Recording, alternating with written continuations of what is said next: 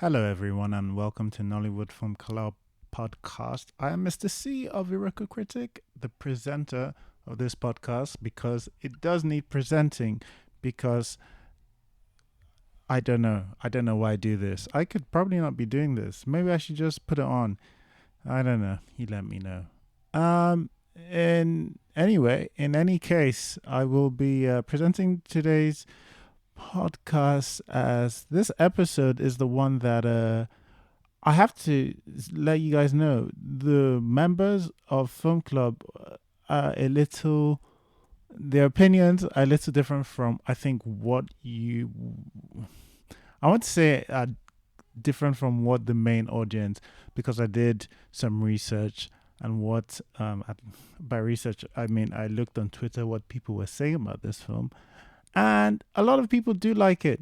Now, having said that, there are a lot of people who express confusion for the people who like it. So it's just that the film club members, the Nollywood Film Club members, do fall particularly on one side of this debate. For the most part, there's you hear a couple of comments, but I'll let you get to that. In the meantime, please enjoy Nollywood Film Club discussing Soole, a name I know how to pronounce perfectly, and I've always known how to pronounce perfectly. Let's not waste too much time. Let's go with let's talk about the things that we did like about Soole. All right, Elizabeth. First off, tell me, is my pronunciation of this correct? Am I butchering the name? It's Soole, but yeah, you can call it anything. Soole. Soole. Okay, all right. Thank you. The good. Do you want to start us off? Or are you tired of starting? Elizabeth. Okay. All right. I think Elizabeth's tired of starting. Fida, do you want to lead us into the promised land? The things that you enjoyed about Soole. All right. Hi, everyone. Hello. Hi. Okay, so these are my likes. Yes. I loved Sean Fakwa in this movie. In the beginning, I like when he spoke Yoruba to the men harassing him. He had the proper delivery of an Igbo man speaking Yoruba, and it was also comedic in delivery. I like that this movie was made up of an ensemble cast confined to a small space, because with plots like this, you're able to see how the characters relate to each other, the expression of their personalities, their alliances and rivalries formed, and how external situations cause them to evolve and come closer as a group, i.e., when they were robbed and when they found the money. Okay. Mm. I liked how they were collectively responsive to things. For example, the waving of guns when robbed, or when guns were being shared out in the bus. The responses were visceral. Shouts of fear or gasps and the shaking of their body with emotion. I noticed that even in the BTS, and it captured the authentic feeling of a group of people in such tense situations. Then I like the scene where they rallied to give Justina some money, and how Justina ended up giving it to Veronica for the children. It felt authentic in contrast to the money scene in Country Hard. No shade. I like the body. I like the body friendship between Veronica and Justina. How it started off with ease and lack of judgment, despite their different life paths. It allowed the friendship to develop easily, and you were able to tell a deepening of the bond when Justina gave the money to Veronica, and Veronica says, "Thanks, Justy baby." Then Justy Baby shows her allegiance when she jumps up to fight Latif's character after calling Veronica a cursed lady. I love that, and I was like, yes, Justy Baby. Then I definitely love Justina as a character, small but mighty, principled and willing to stand up for what is right. I could watch her all day. She was a scene stealer and very much a natural. I liked the different topics that came up naturally, like religion, hypocrisy, misogyny, even whether it was appropriate to refer to Malam as Aboki. I liked how they brought up the discussions earlier and had a practical example occur to affirm topics they discussed earlier, i.e., when we found out Justina as the virgin, despite the question of virginity being posed to Veronica, it showed the elements of judging a book by its cover, which was discussed in an earlier which was discussed earlier and demonstrated in the scene in which Femi Jacobs' character is surprised at the revelation. Then I liked Femi Jacobs' character. He was cheeky, provoking, intelligent, and passionate. You always need that character that sees through the facades and isn't afraid to call it out. So naturally, he was one of the well-respected in the group, aside from his elderly status.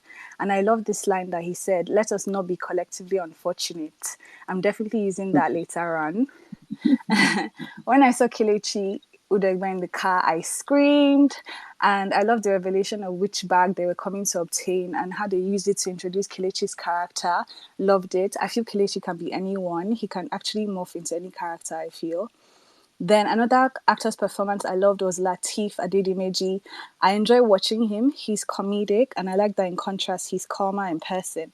He's highly entertaining to watch, so that was another highlight for me. I love this line that he said, "Please mind the way you talk to me. I'm a husband to somebody at home. I have people like you in the house." Classic line, and I feel that it's only him that could make it funny. I loved when they beat up the police and tied to a tree. Don't worry, I'm almost done.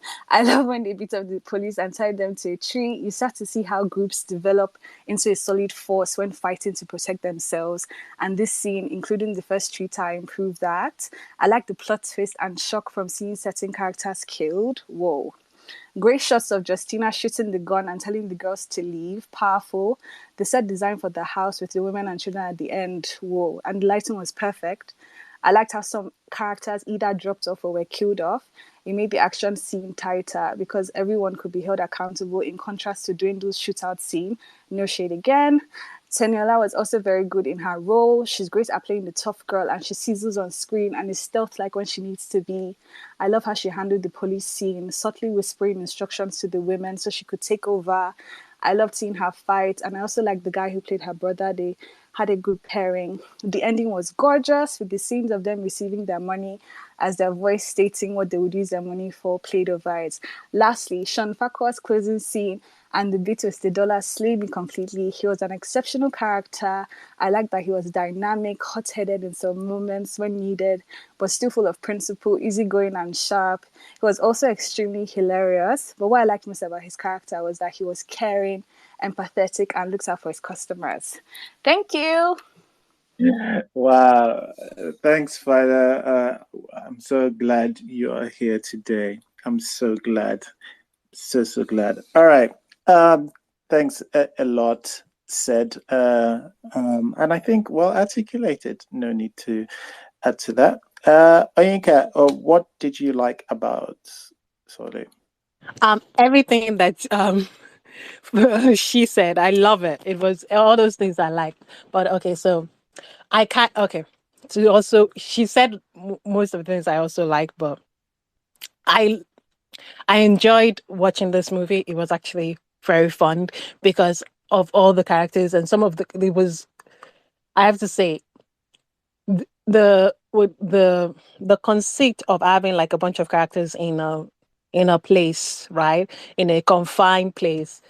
I tend to do like those when it's done very well because I think that this what's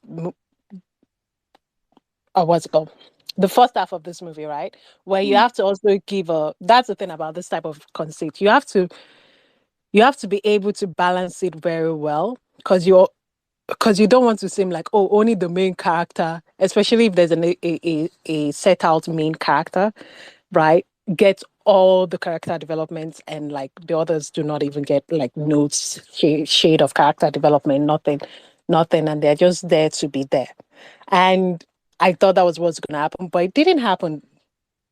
After, well, by the third ending, it kind of happened that way, but it didn't happen that way. Like almost every, like there was a bunch of characters that they introduced and a bunch of characters that they gave some sort of characterism to, and made them endurable, made people kind like them, and like, and I totally enjoy that. I totally enjoy getting to know all those things, and I totally think that the writer who wrote that space, that it's a very difficult job to do, and I think they did very well. Um, I I really do enjoy the comedy and also what they said in the movie.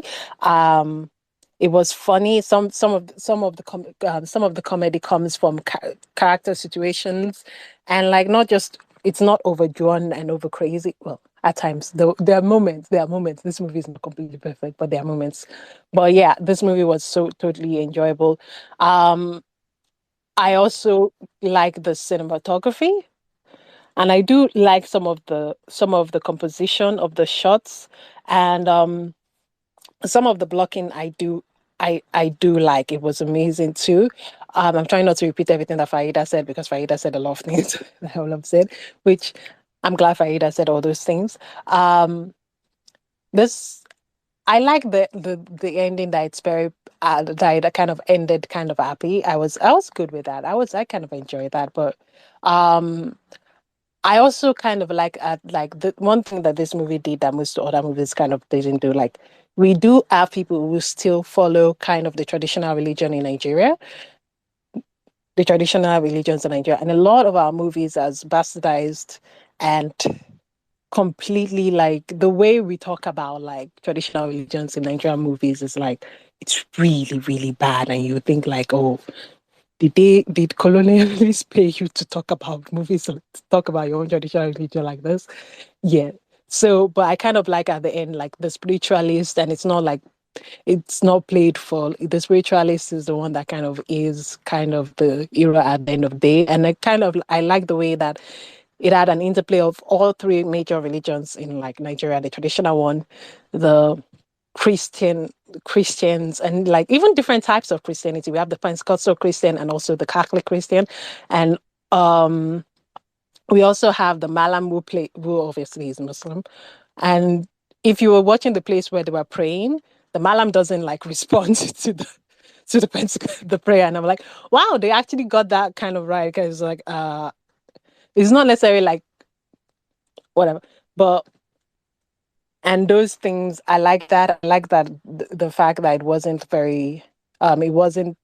judgmental of those things, and it didn't come off of as, oh, this is bad and this is bad just because you're 80 is bad. It's more telling about the actions of the people rather than whether they were Christians or Muslims or spiritualists or something. It's more about like the actions of the people, where you find bad people, despite whatever religion they are. They can use their religion for good, they can use their religion for bad. And I like that. I thought some of the action scenes we're done okay. We're done okay. Not necessarily so amazing, but we're done okay. But yeah, we're Nigeria, and I liked it, and it was good. I Fakwa said, not Fakwa, Faida. Sorry, Faida. I'm confusing with Sean Fakwa. I also yeah, I definitely like. I thought all the actors did very well. Yes, but there's some shouty moments that I thought maybe it went a little bit too long. But like that none of the things that that can be taken off from this movie, take away from this movie. I think this movie is a good like afternoon watch movie. Like, you won't be upset that you spent your money to watch this movie. This movie is actually very insane and very good, and it's very steeped within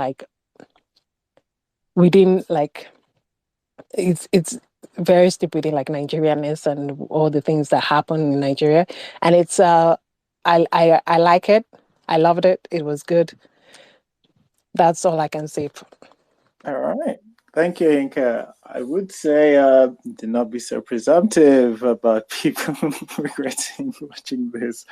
I've just looking at the comments on Twitter. I think a lot of people do obviously really enjoy this, but like there's also a lot of people who have a strong disdain. All right, we might find out today.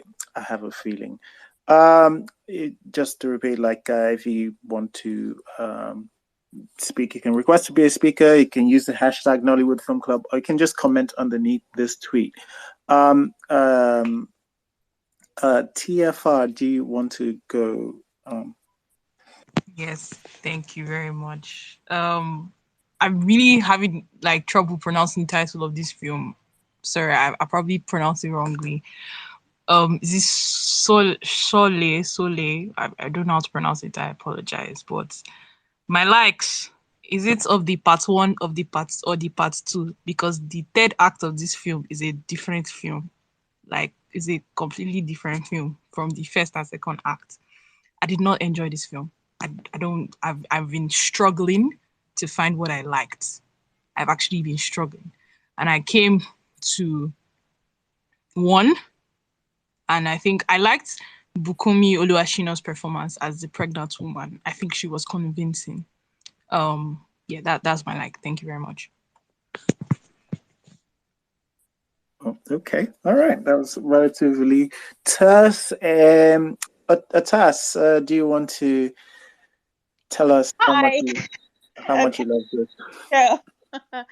I will save general comments for later. Let's focus on the good.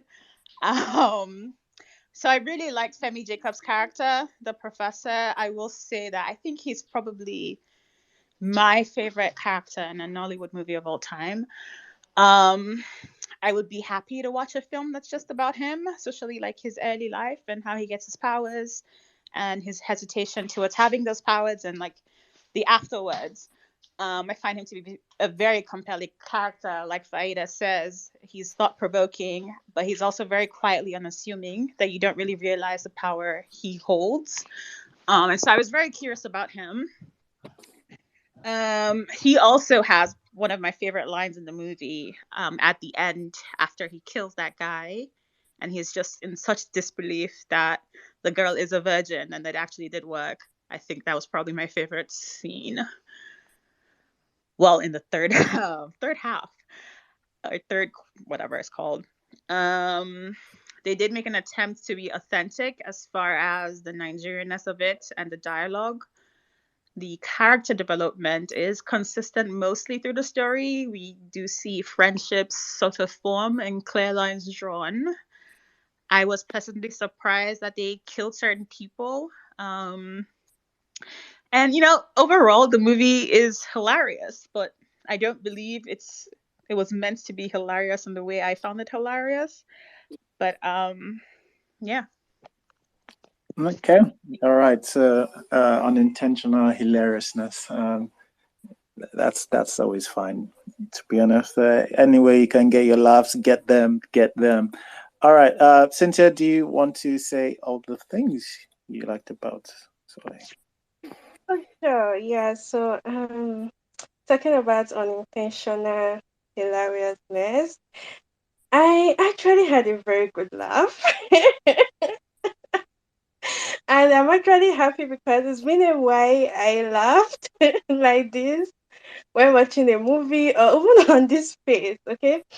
So, and like as Otat has said, I don't know if it was what they wanted me to laugh at, but I had a good laugh. Okay. And I appreciate them for it. Like I watched this movie on Friday and I woke up on Saturday and I was still laughing.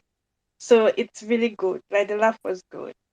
Then to the likes, I think I like the effort in casting choices and the use of the coaster bus. I mean, when you see, I also like that they use the Young Shagro. The Young Shagro is a very popular brand. Or it used to be a very popular brand. I mean, people still use it, but when you see the Young Shagro, you know that Odib's bus is likely going to the east. Then the casting choices, I mean, they had pregnant woman, they had a nun, they had someone wearing the Igbo cap. Like, I like the effort they put in that. Then I also like Adonis' beauty, Sister Veronica. I'll tell you that for some parts of this movie, I got distracted. Afrekus is so beautiful, and I was like, this woman is a very, very gorgeous lady. Okay, I like the boss they used. I don't know how it happened. I don't know if it's supposed to be a brand post, but I felt like they sold the young Shagru boss to me. And it's not like that was the best way to sell it, but I bought the Coaster boss. Okay. I was like, if I'm in Nigeria after watching this movie with how this boss is, I would definitely or I might try to use the young Shagru. Like, is it the chair covers in the bus? Is it the curtains? Is it the overhead storage, the CCTV? I know that if I'm going to be in this bus, um, there's camera surveillance. Is it the AC compartment? The bus had lights. Like I saw red, green lights. I know if it's a night trip, I can I can ask the driver to turn it into a red light and just be in the mood. Okay. So special shout out to Davido and Whiskey poster in the bus. Like if I don't know if it was done intentionally. So that's why I said that a lot of things that happen in this movie, I enjoyed it. But for some reason, I was sold.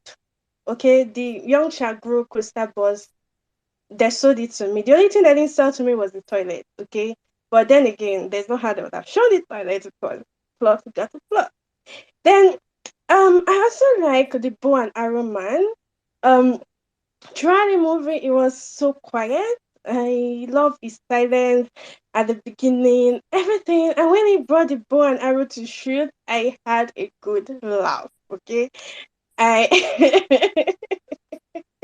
I think it's my favorite character. Okay, his silence and the bow and arrow shooting and everything. I really do enjoy him. Then I like Meg and Aduni, so Justy Baby and Veronica's relationship. Okay, it was really cute.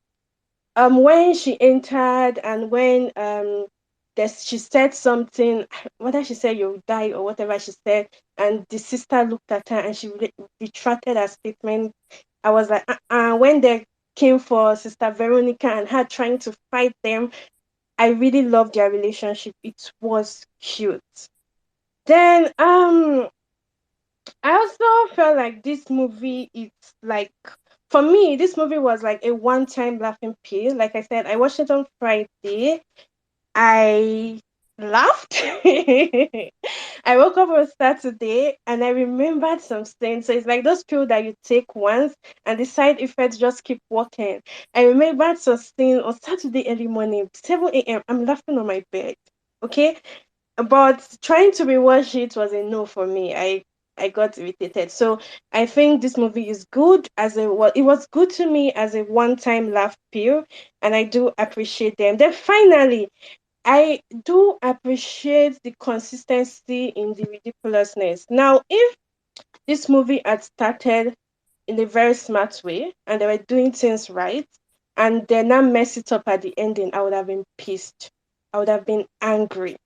Okay, I would have dragged them the way I dragged the man for the job because the man for the job tried to sell something to me in the first half.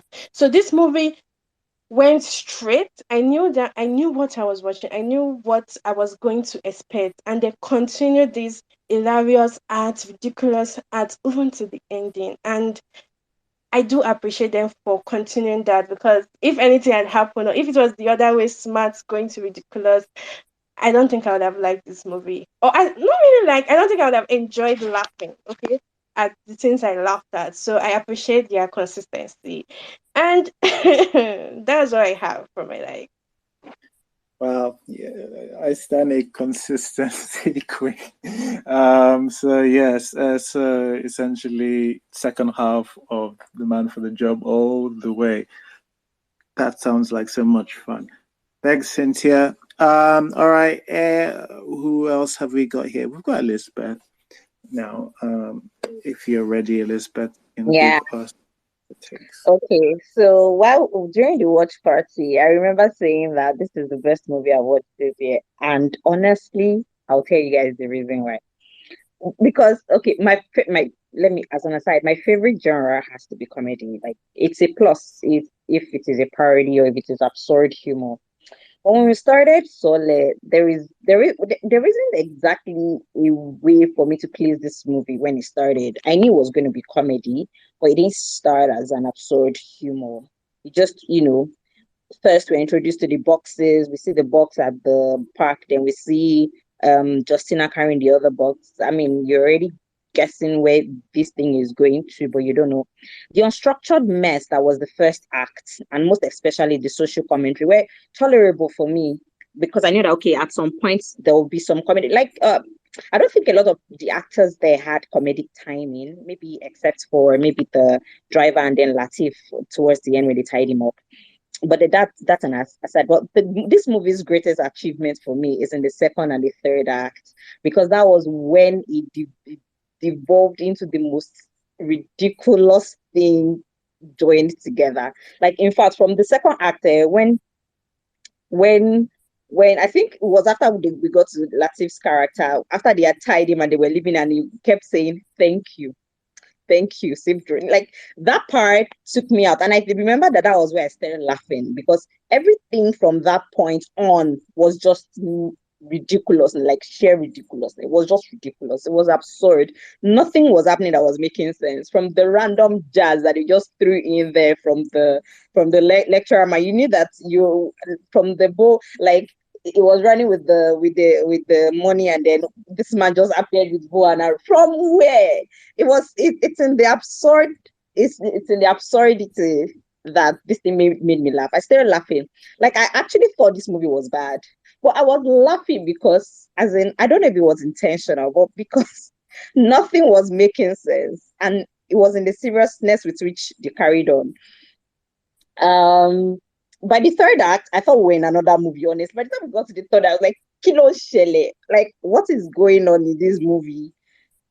It was something else. By then, we started seeing people popping up, dying. Of course, there are some things that were already foreshadowed. When Teniola's character was like, "This woman, I've seen her somewhere before," even though we never really established that later. But of course, I was already like suspecting what's her face character. I'm sorry, not what's her face. Sorry. Shola Shubowale's character. Like, okay, what's going to happen here? But by the time we got into that last part, the third act, it was a lot of genres together. Like, I thought we were in another movie. I thought we even changed our drive at some point. I'm like, is this the same thing? Like, and then it, like, okay, for a split second, okay, not split second. I think by the time they got to that hideout, I was already getting bored because it became serious. I was like, what's going on? Can we get back to the ridiculousness that this movie is? Because I didn't come for this. All that strain of the random person's nyash. Anyways, going forward, what I really like. Um, what else did I like? Okay, by the time they were going out through all the seriousness, then we go back to random jazz, like Cutlass appearing from nowhere. I was like, hey, thank you. Can we go ahead? Because I know that, of course, anything from here on is going to be shared ridiculousness, like just laughing. Nothing else made sense. By the time we arrived with the guy that Gon could not penetrate to, it was just funny. It was just, that scene was funny. I don't know how somebody said, I can't remember who said the choreography and the Teniola fighting. It didn't look real. It was so funny. It was caricature. I was laughing because there is no way you would believe that. Like, what were they doing? I think I'm even still laughing as I'm talking because it was so, remembering that scene alone is just making me laugh because nothing that was going on made sense. Nothing that was going on seemed it was in the unintentional of the entire fight scene. That fight scene was ridiculous. It was funny. Even at the end, I didn't even take the nun seriously when Adonis' character was going, "Oh, let me save the baby. Oh, let me save the girls. I can't live here without these girls." And she was doing Mother Teresa. I was laughing because I'm like, are these people really kidding me? Oh, anyways, I like the characterization between the non's character and Justina. I like the camaraderie, right? I like um I liked how they, like I said, I liked how they started, even though it was an unstructured mess.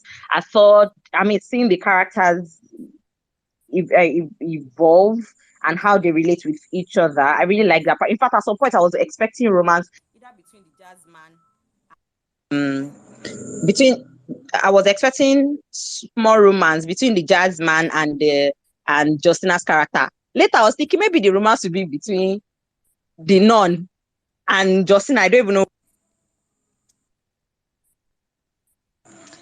By the by the time we got to after they came out again, I started laughing. I don't even know how we jumped to that end. After 1 year, I don't know if the jazz man went to go and use their money to do MMO or spiritual pyramid scheme. Misha came back and gave them money inside boxes. Anyways, if that works, good. But I was laughing today, even to the last scene when the driver woke up. And anyways, I don't know. This movie was very funny to me. I am joking saying that it's the best thing I've watched, but it takes a lot to get laughter out of me like this. I didn't even laugh this way when I watched Shaun of the Dead, and I really like absurd humor. But anyways, that's the one thing that this movie did right. The unintentional laughter. Thank you. Wow. Oof. What a review. Such a positive review. Yeah, okay. Who else do you have? Mel, I think. If you can say what you enjoyed about what was this? Soole. Please go on. Thank you. Hi, everyone. Long time here. I do have a lot of likes, so my caveat is I did not pay a lot of attention to the film. I was very distracted. I guess my argument would be the film did not hold my attention, but that's neither here nor there right now. But I really enjoyed the camaraderie, as Elizabeth and Cynthia and other speakers have said, between Aduniade's character and Meg's character. I enjoyed it. I liked how it gets set up nicely from the start, and it just continues on. My other like would be, I guess, the point of the film is sort of clear. I think it gets distracted along the way with a lot of the spectacle, but I think at the core of it, it's a movie about not judging people by the way they appear, because that's how it starts off, right? It's like something about books and covers, and I think it carries on through when we have a lot of these plot twists and random people becoming players in the game. It's because we shouldn't have judged them by the way that they appear. So I guess that has to get props just for being for focusing on this is the message that we want to tell, and telling it, even though it's again very burdened by spectacle, it still kept that. But honestly, I think that would just be me fishing for likes. My major like is that Shola Shobowale's character in a dimly lit dungeon-esque room is threatening somebody, and she says, "Read my lips." Oh my god, I'm sorry, but that singular phrase, I love it so much. It has been the subject of many a night of thinking. What does it mean? It took me so long as a child to figure out what it meant. What does "read my lips" mean? Is it calling to attention the fact that deaf people have to read lips? Is it calling to attention the fact that when we speak, we also speak with body language, and then it's saying, don't just hear the words that I'm saying, also listen to what my body language is telling you, and my body language is telling you, don't mess with me. Anyway, it's such an old school Nollywood phrase. I love it so much. I think it's one of my favoriteest things ever. In my mind, Nollywood invented it, and it's one of my favoriteest things ever from Nollywood. So when she said it, I screamed for maybe 10 minutes straight, because I've spent the past year just thinking about what happened to all the "read my lips." It was such a staple in Nollywood films. What happened to them? They disappeared. And to just see that just out of nowhere, unexpectedly, I think that was a treat meant for me. I don't think it was scripted. I don't think "read my lips" is the sort of thing new Nollywood scripts. But that's just me from the outside thinking out loud.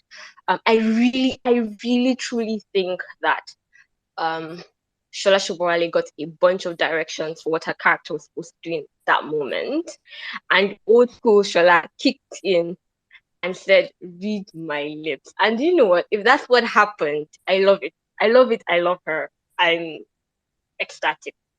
Those are all my likes, really. I think Reed might be to take the cake. Solely for Oscars, please.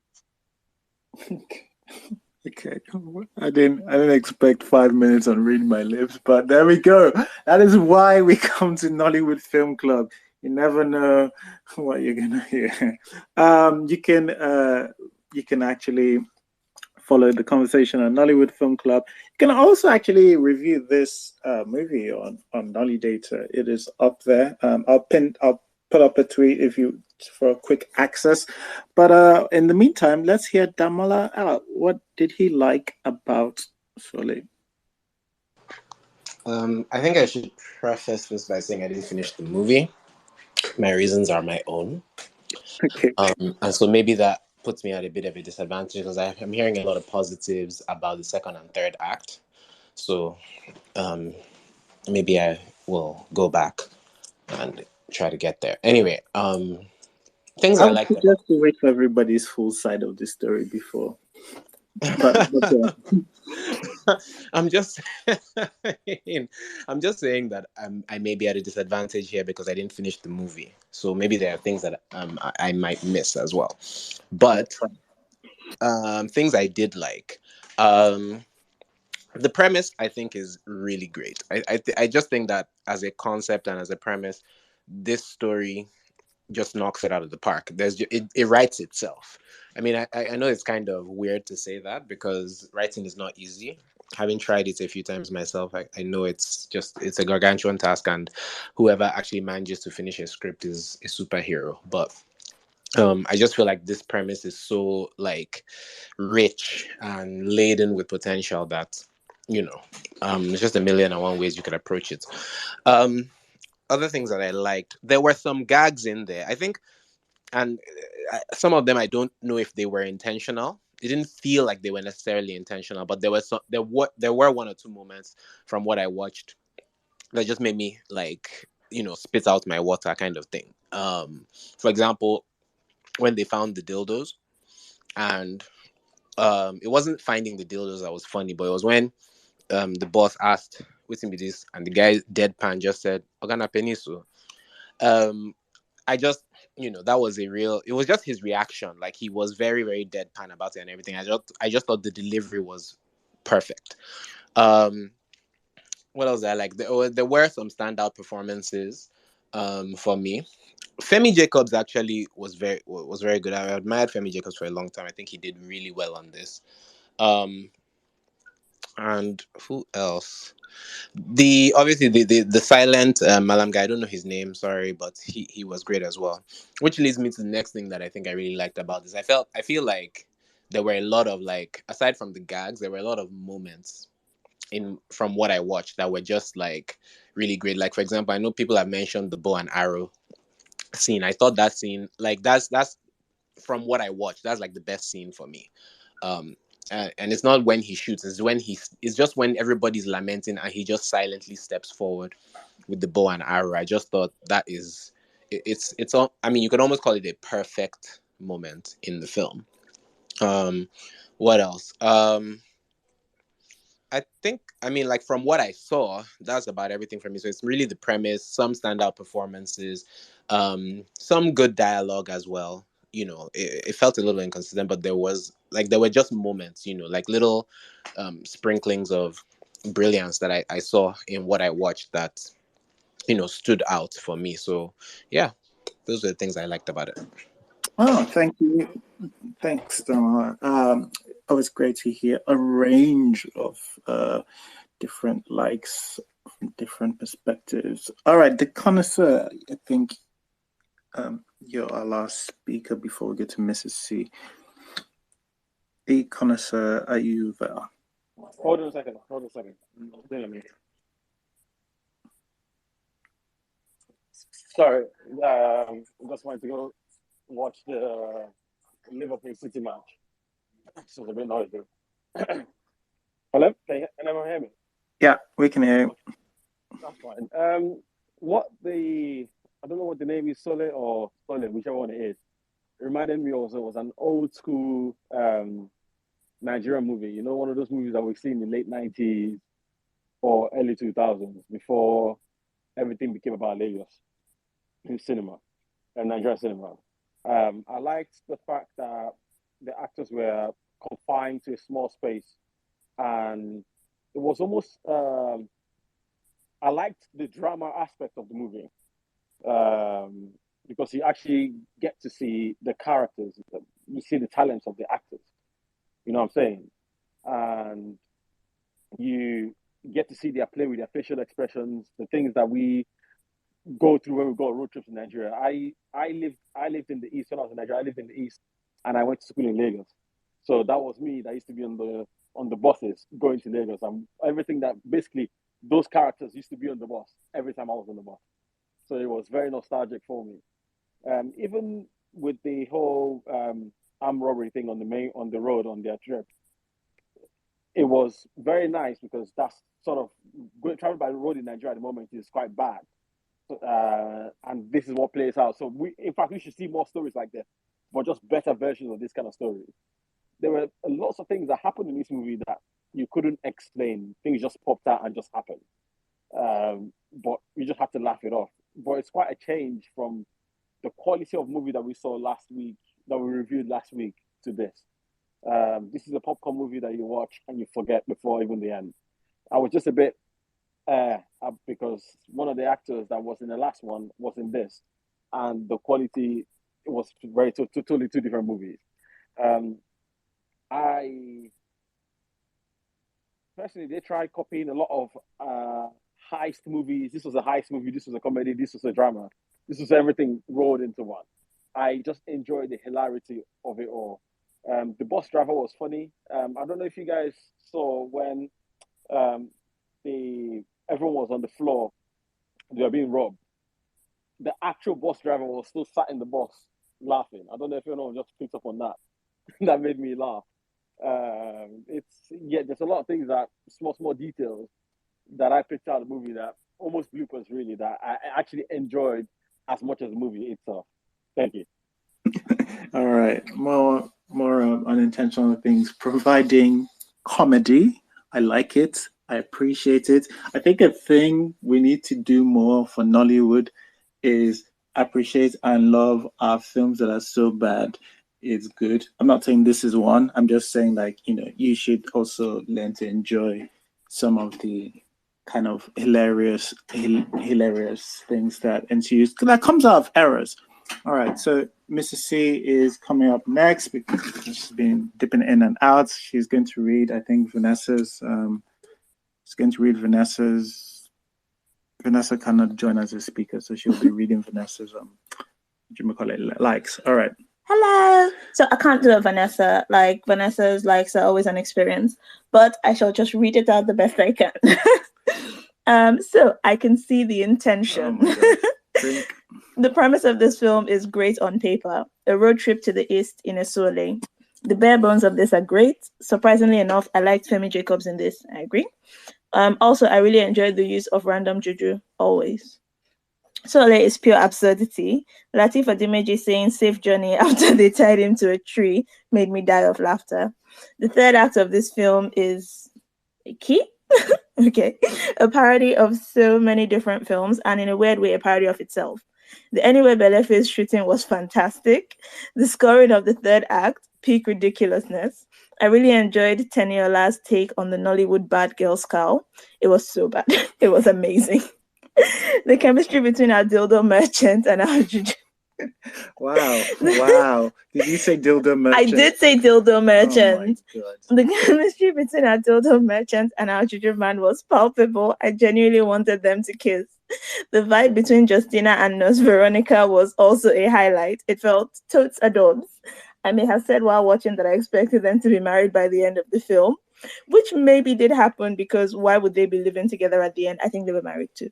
Again, random juju. Give me more random juju in Nollywood films. Because don't you want to see more machetes materialized out of thin air? True. Very true, yeah. All right. So that was Vanessa's. That was Vanessa's. What about your? I don't have much to say likewise for this film. I like the intention. Oh God, is it the third one today? I swear to God, like Damola was right. Like this story should write itself. The premise is great. Like I love the premise. Like, yeah, it's like we all get on a long bus and shenanigans ensue. Why the hell not? So premise, yes, sure. What else did I like? I did like Femi Jacobs. I like that there was a suitcase full of dildos. I think it was, and oh man, the one I've been a bit today because I think I laughed like 3 times right throughout this film. And one of it was that deadpan delivery of opinions. That cracked me up. That was funny. So yeah, there were. I feel like I can't remember the other 2, but I think about 3 times I laughed because an actual joke landed. Okay, intentional. Okay. Yes, an intentional joke landed. So I liked that. Yeah, I think that's about it. The bus was nice. Okay. Are you done? I am done. All right. Okay, don't forget you can review this on Nolly Data. You can leave any sort of comments there. Just register as an audience member. It takes like a minute. Do it and leave your thoughts if you can. My likes for Soole was so everybody has said most of the things. In fairness, the other thing I would say is I like the lighting in the bus for what was a nighttime. Like shot. Everybody's face was surprisingly well lit in that bus, which I thought was good. There's a lot of ambition in the way they try to do it. In a lot of what they try to do because of the enclosed space and because of how you can shoot if one person's at one end of the bus, like that takes a lot of practice, and honestly it could have gone a lot worse than it did. What else? The third act is generally one of the most chaotic, funniest things I've seen. It's up there with some of it's up there with the spit take with Namaste Wahala, if I'm going to be honest. It's sometimes actually no, I take that back. Namaste Wahala is still is I'm sorry, it's a masterpiece on its own. Nothing quite like that, but still, I think there was a slow motion gunshot wound that I thought was fantastically hilarious. And some of the yes. Anyway, I'd have to reiterate what a couple of people have already said, Mel, and I think Damala. Like, I was watching this film. I wasn't on Twitter or anything. I was there during a watch party. That was the only thing. But the watch party has the film on. But I zoned out so many times. I wasn't pressing anything else. I remember once thinking about what I had for dinner a couple of days ago. It was a very nice steak, in fairness, but I remember thinking about wishing I had cooked that steak a little less and it would have hit the spot. But that was what was going on through my head whilst this film was going on. Yes. So, but like some parts I will be missing, so I'm not going to weigh heavily in on. But yes, it's every like Damala said, take what I say with a pinch of salt. And as we segue into the bad, I guess it's worth saying like that first half, the funny parts, the parts that seemed like they were supposed to be funny, they really did bore me, and I think that's what is responsible for my zoning out. But I will hand over to everybody else to go on. All right, so let's start with Fida. Hi. Okay, so these are my dislikes, and they're actually less than my likes. So the first thing for me was the cages. in the last act, and you could tell how brittle they were and soft and how they were about to fall. That was funny, but it was quite obvious. And the second thing for me was, why did it take 11 months to give them the money back? I thought about it. I was like, was he holding the money for that long, for the whole year? Like, when he disappeared, why couldn't he give it to them like in 2 weeks' time or something? Since everybody was talking about December, he took a whole year to the next December to give them the same amount of money he was going to give them if they shared it there and then. So that was a bit confusing for me. And those were my only dislikes. Thanks. That's something. That's a short list, especially in comparison with that long list that Fighter gave us, but always precise as you usually are. Okay, all right, Atas. What didn't you like about Soole? What's there not to like about Soole from your perspective? I will keep my list short so that other people have stuff to say. Like you have mentioned, so this movie is 2 hours long, just about, and it is 2 hours such an unnecessary. The first 45 minutes, I blanked out so many times. I had to rewind this movie so I didn't miss anything at least 5 times.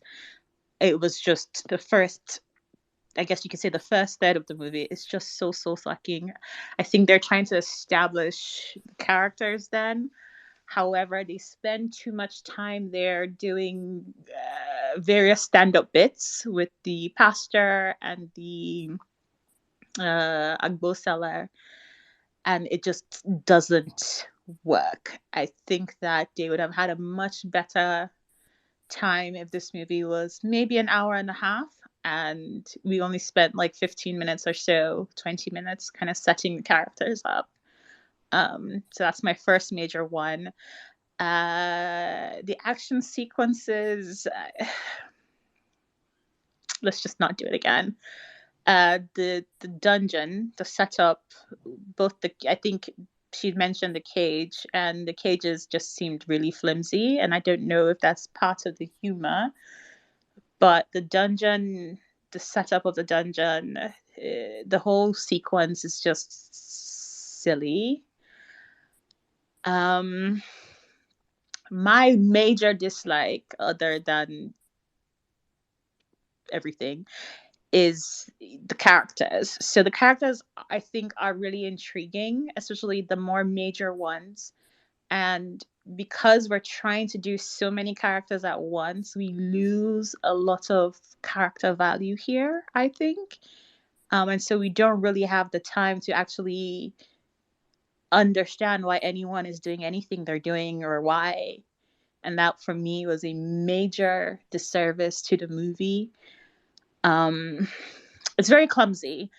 It's hilarious because it's so clumsy, and I don't know if that was the intention. So maybe someone should say, I don't know if it's a parody. I don't know if it's a parody of itself. I don't know if it's a parody of a parody. It's doing something, and it's just chaotic. I think it's just a chaotic movie. I just had so many moments of what the fuck is happening and why is this happening. Each minute is just more absurd than the last. Like as soon as you're done with the first 45 minutes, each minute is just like progressively worse. But yeah. Oh wow, interesting. I would say the opposite. Progressively better. I mean, in quality, sure, but what do you want to be entertained on board? All right, TFR. Okay, my dislikes. Everybody keeps saying that the jazz started in the third act. The jazz actually started in like around the second act, because how can you explain the random bow and arrow and the ropes? It has to be jazz. Where did they get it from? That's the thing, because there's just so many things happening that were so unexplainable in this film that, first of all, I didn't even laugh. Everybody keeps saying it was funny. Nary a chuckle was given because I did not even laugh. I'm really trying to find where everyone was saying it was funny, it was funny. I was just cringing. Like it was ridiculous, and it wasn't good ridiculous. Good ridiculous is Shaun of the Dead or Hot Fuzz, or you know, In fact, some like even Room, some is a film that is the Room is so bad that it's good. This one I did not even enjoy it at all. I did not enjoy the performances. Like people are saying performances. I don't even know if it's the same. Maybe I watched back of TV. I don't know if it's the same film we watched, but I did not enjoy this film. I feel like the writing was, as in, it was the third act was just another film. They just threw everything and the kitchen sink into the film, and I was like, what? As in, and I would then the editing. I think the editing, there are so many, like the editing of the fight scenes, where Tenny Aladeshe was fighting. First of all, that choreography was very wonderful. Um then when Femi Jacobs did some, 1, 2, 3, like Tylee in Avatar The Last Airbender, 1, 2, 3, and the guy just started convulsing. I was like, Jesus Christ, what is really going on? I was just like, what are we watching?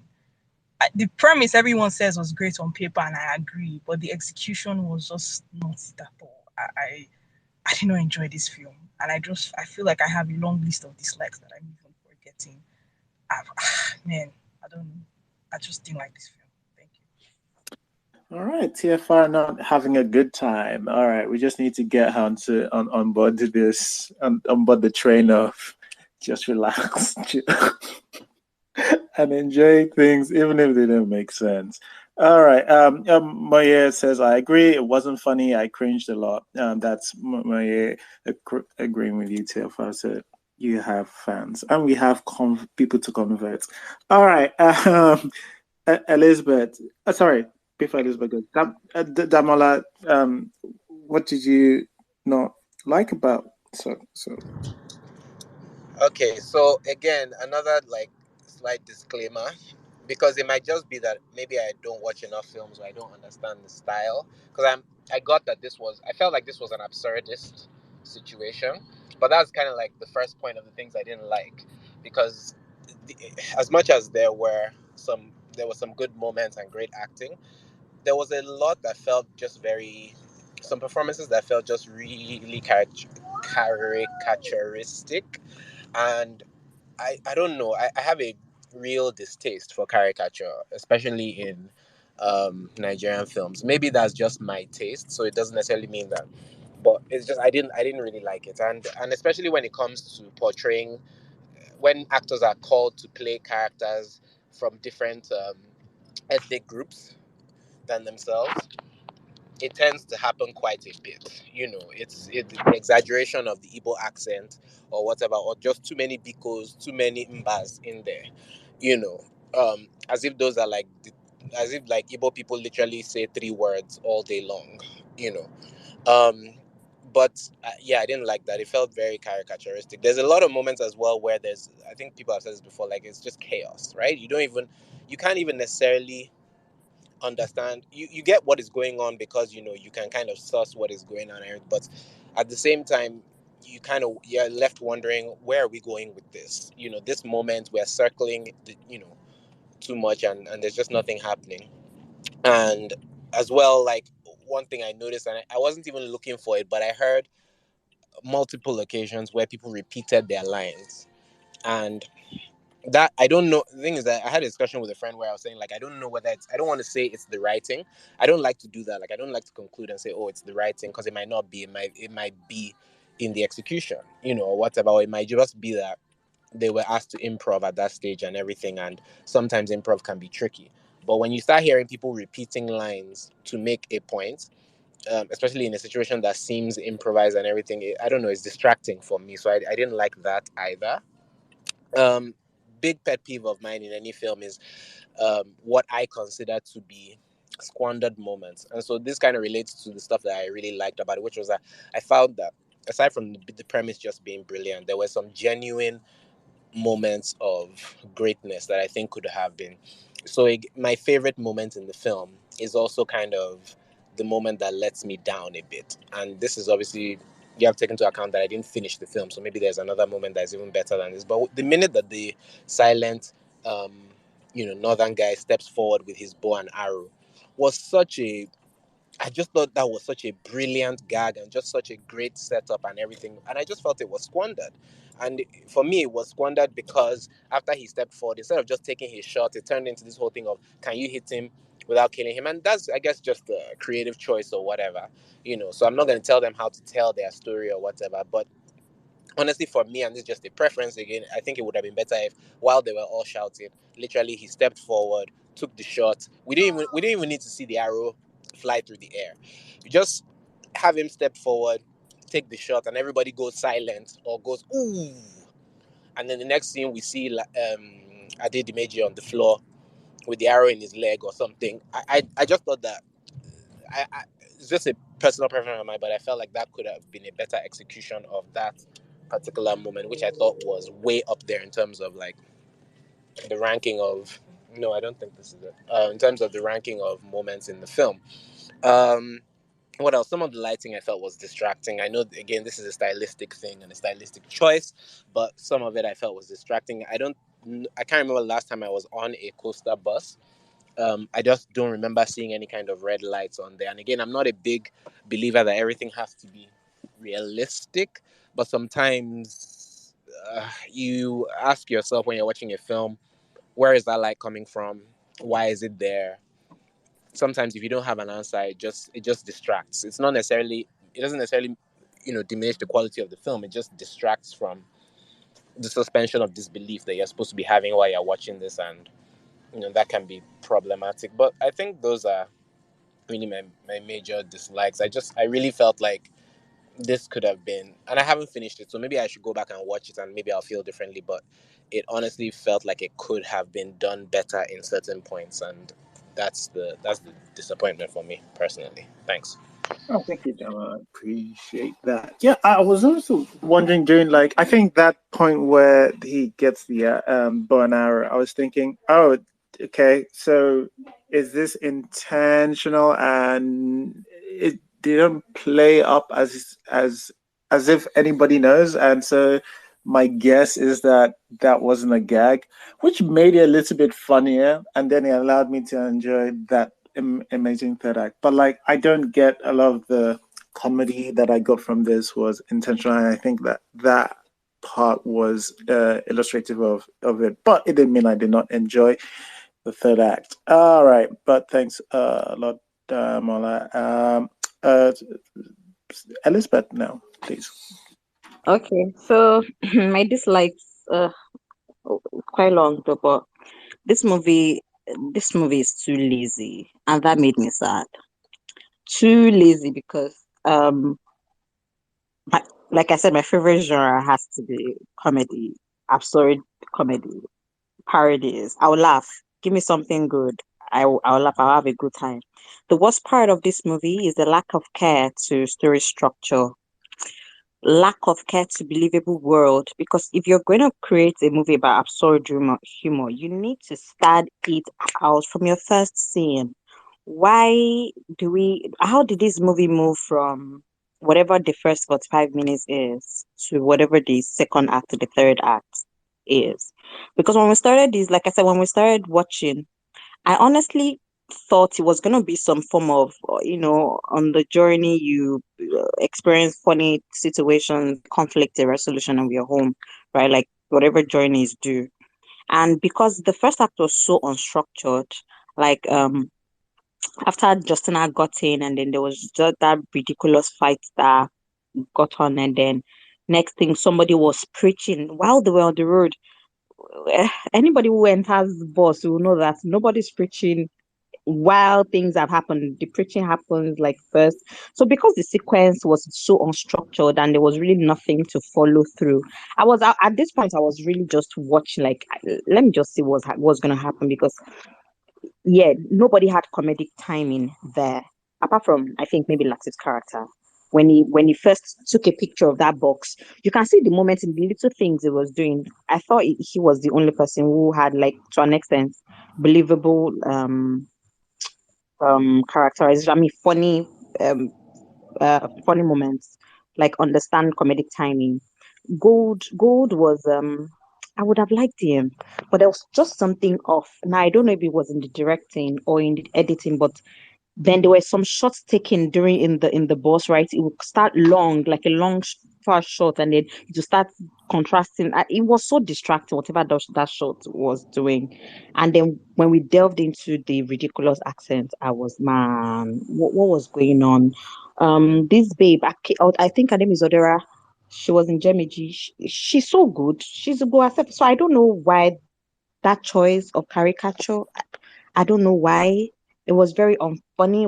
It was not even ridiculous. It was just not. It was just nonsense. Really, that entire first part.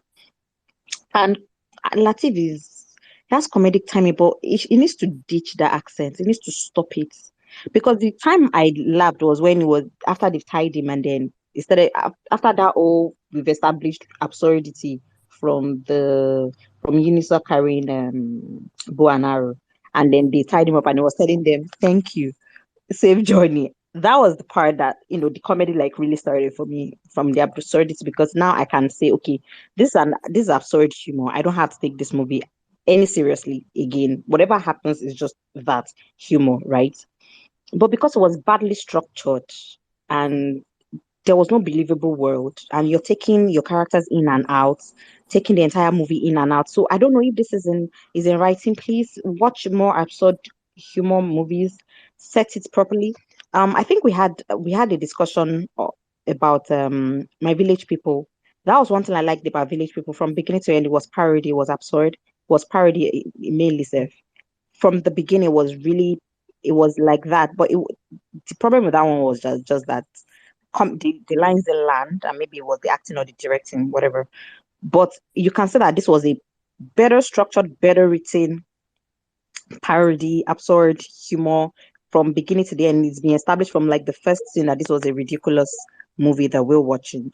But here we don't know what this movie was until second act. Even by okay, I think another thing I didn't like was his character motivation. We started with the nun, so we would have assumed that the nun was a focal person in this story. Whatever, maybe it's because it's I don't know produce whatever. But we didn't see a lot. And then our second focal person was Justina, right? Because so many things happened to her, the box. And it felt like there was a story there to Justina. It felt like she had some sort of I mean, we know she was going to the east. Enugu, she said Enugu, but this was going to this mythical east. And she had a thing she wanted to sell. It's so weird that I mean they took that entire character and made it out to be, oh look, she's selling dildos. But yeah, look, she's a virgin. Don't judge a book by the character. It's such a lazy way of writing characters. It's so lazy, no care given to this character that we've sort of like formed some form of attachment to from the beginning. And you just, left her to be somebody that they needed that urine. Oh, look, virgin girl, yay, yay, us. And then for the jazz person, again, if this world was well built from the beginning, we would not need that unnecessary flashback for the jazz man. Like, oh, okay, we've established that this guy hit somebody, they are comforting. I know you are all confused. Now let us sprinkle a little backstory so you don't get any confused any longer. What was that saying? And then they did a backflash. Are we that involved in this man's life that we needed to see that flashback that he had all by himself? Did not tell anybody. It was not because he was revealing it to another character that his character has bonded with. It was nothing of that nature. It was just something that they just sprinkled like salt be.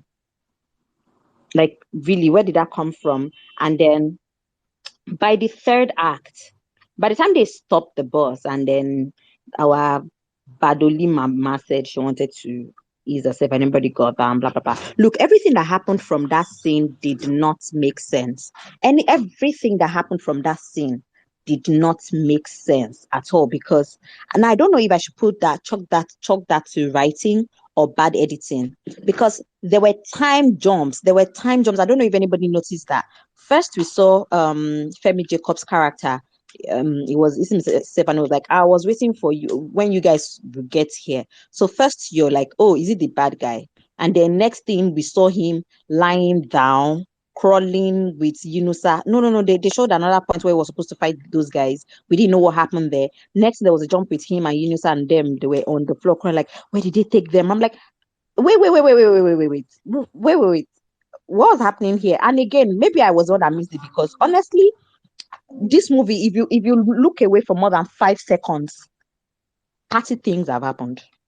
And it's because things were just happening and popping up on your screen.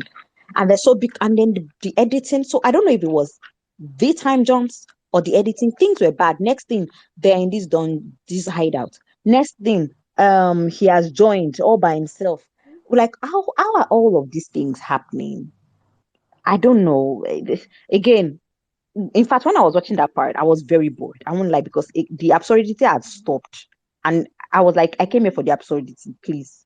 You guys, I don't think you know what you're doing because when we got to that, I was like, did you swap hard drives? Did something get missing when they were shooting that they just had to do cut and join? How did we appear here? And then, anyways, maybe it was the editing. The score, oh my god, the score was off. The scoring of this thing, it was like the scoring was for another movie. So maybe it was intentional, I don't know. Because every time the music comes up, I'm laughing. Because is it matching what is on screen? Is it not? I don't know what because now we don't even know if it's the ridiculousness of the intention. We don't know anything. We just know that all of us are just following vibe. Like Kota said, this movie is chaotic. It was just chaos. It was just chaos. Nothing was consistent. Not the writing, not the absurdity, not the ridiculousness. Nothing was consistent. We just couldn't keep things as they should. So this movie was just like, you know what, vibes and go. And I think that's what I didn't like about this thing. Honestly, the absurdity. If you're absurd and you can make me laugh while at it, which my village people did not manage to do. But if you can be absurd and can make me laugh, I'll take it. But because it was so badly structured, I didn't know what was going on here. That's it for me. All right. Thanks, Elizabeth. Mel, do you want to give us grace us with your things that you did not like about Soole? Yeah, sure. I don't have a lot to like either. I think Elizabeth really captured it for me. Every time I came back to it, I was incredibly lost. I had no idea what was happening, how we got in there. Yeah, a lot really did happen. I think that's one of my dislikes. Not that I wasn't able to keep up, because again, that can be another argument by itself, but that even the little that I was able to keep up with, it looked to me like things got progressively darker. And I'm not sure why. I don't think the movie ever sits. I don't think it ever sits with itself to define why it needed to get us dark. If you just called a random person and said to them, "This is how this movie starts and this is how it ends," there's absolutely no way they would be able to trace the lines to that ending. It's more than a bit. I don't know. It doesn't make sense to me. I don't understand it. I can't see it. So I don't understand why it needed to get that dark. I think that we could have gotten to the end without a lot of the darkness that ensues. There's a rape scene. Why is there a rape scene? Why we could have had a perfectly fine movie without that. I'm not sure. I can't explain it, and I don't know if anyone can either. So I didn't like that. Another dislike that I have would be I think just in general the accents. Again, Elizabeth has made a very compelling case for why that's just confusing. I think my major problem with accents when I think about them in terms of Nollywood is that when you see a lot of these types of caricature accents, let's say in Hollywood, for instance, it's because the writers, the directors, the filmmakers, etc., the people in charge are pretty far removed from the realities of the Africans or the Asians that they make fun of, because that's what it is. They're not representing, they're making fun of. It's mockery, right? So they're far removed from their realities. When I see that replicated in Hollywood, the questions that I just inevitably have to ask myself: what does this say about our filmmakers? Just really, what does it say that this is their go-to for slapstick comedy? I guess. I don't know. I have no answer. It just brings to mind, like, when you look at Hollywood, you're like, oh yeah, they don't know. They're just making stuff up sometimes, most of the time. When you look at Nollywood, like, what do I say? Are the filmmakers far removed? Do they not know an Igbo person or a Yoruba person or a Hausa person? Do you not know these people that they're making fun of? I'm not sure. And I dread to think that Chinua Achebe has a saying that I think I come to every once in a while when I think about stereotypes, about how lazy they are. That's what he says, that they're lazy. That rather than give issues or things complexity or context or nuance, rather than see this is rather than give them complexity or nuance, it's so much easier to say this is this or this is that. So much easier to just compress everything into just the simple, singular, uncomplicated thing. And it's not. We spend a lot of time with Soole. I think my even bigger argument would be something like the Ras guy, right? We have him turn into a Ras guy, but there's not an explanation for why the way that he behaves is Ras. And this is in the context of the Ras, such a simple thing to have stop. His family is uneducated, and it makes sense that he's tried to divest himself from that type of background, right? So there's an explanation there somewhere for why this is our definition of what Raz is, but it never comes up. Again, because the people who live these realities are nothing but the punchline to our jokes, and I don't like what that says about the people who make the films, but also about me, for instance, if I happen to enjoy it.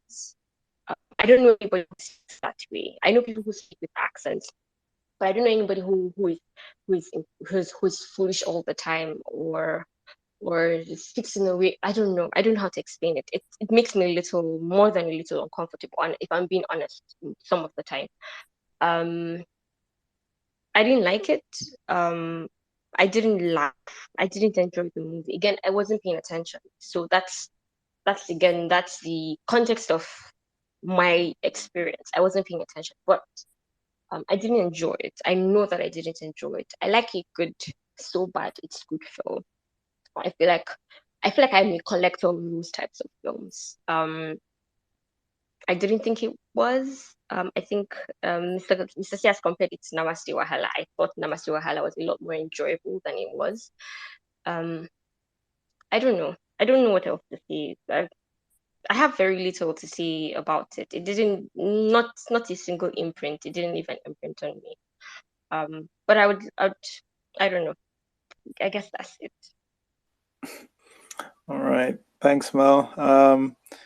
A lot was said there, but the most important thing is that you all had admit Namaste Wahala is one of the best pieces of art put on the market. All right. Next person.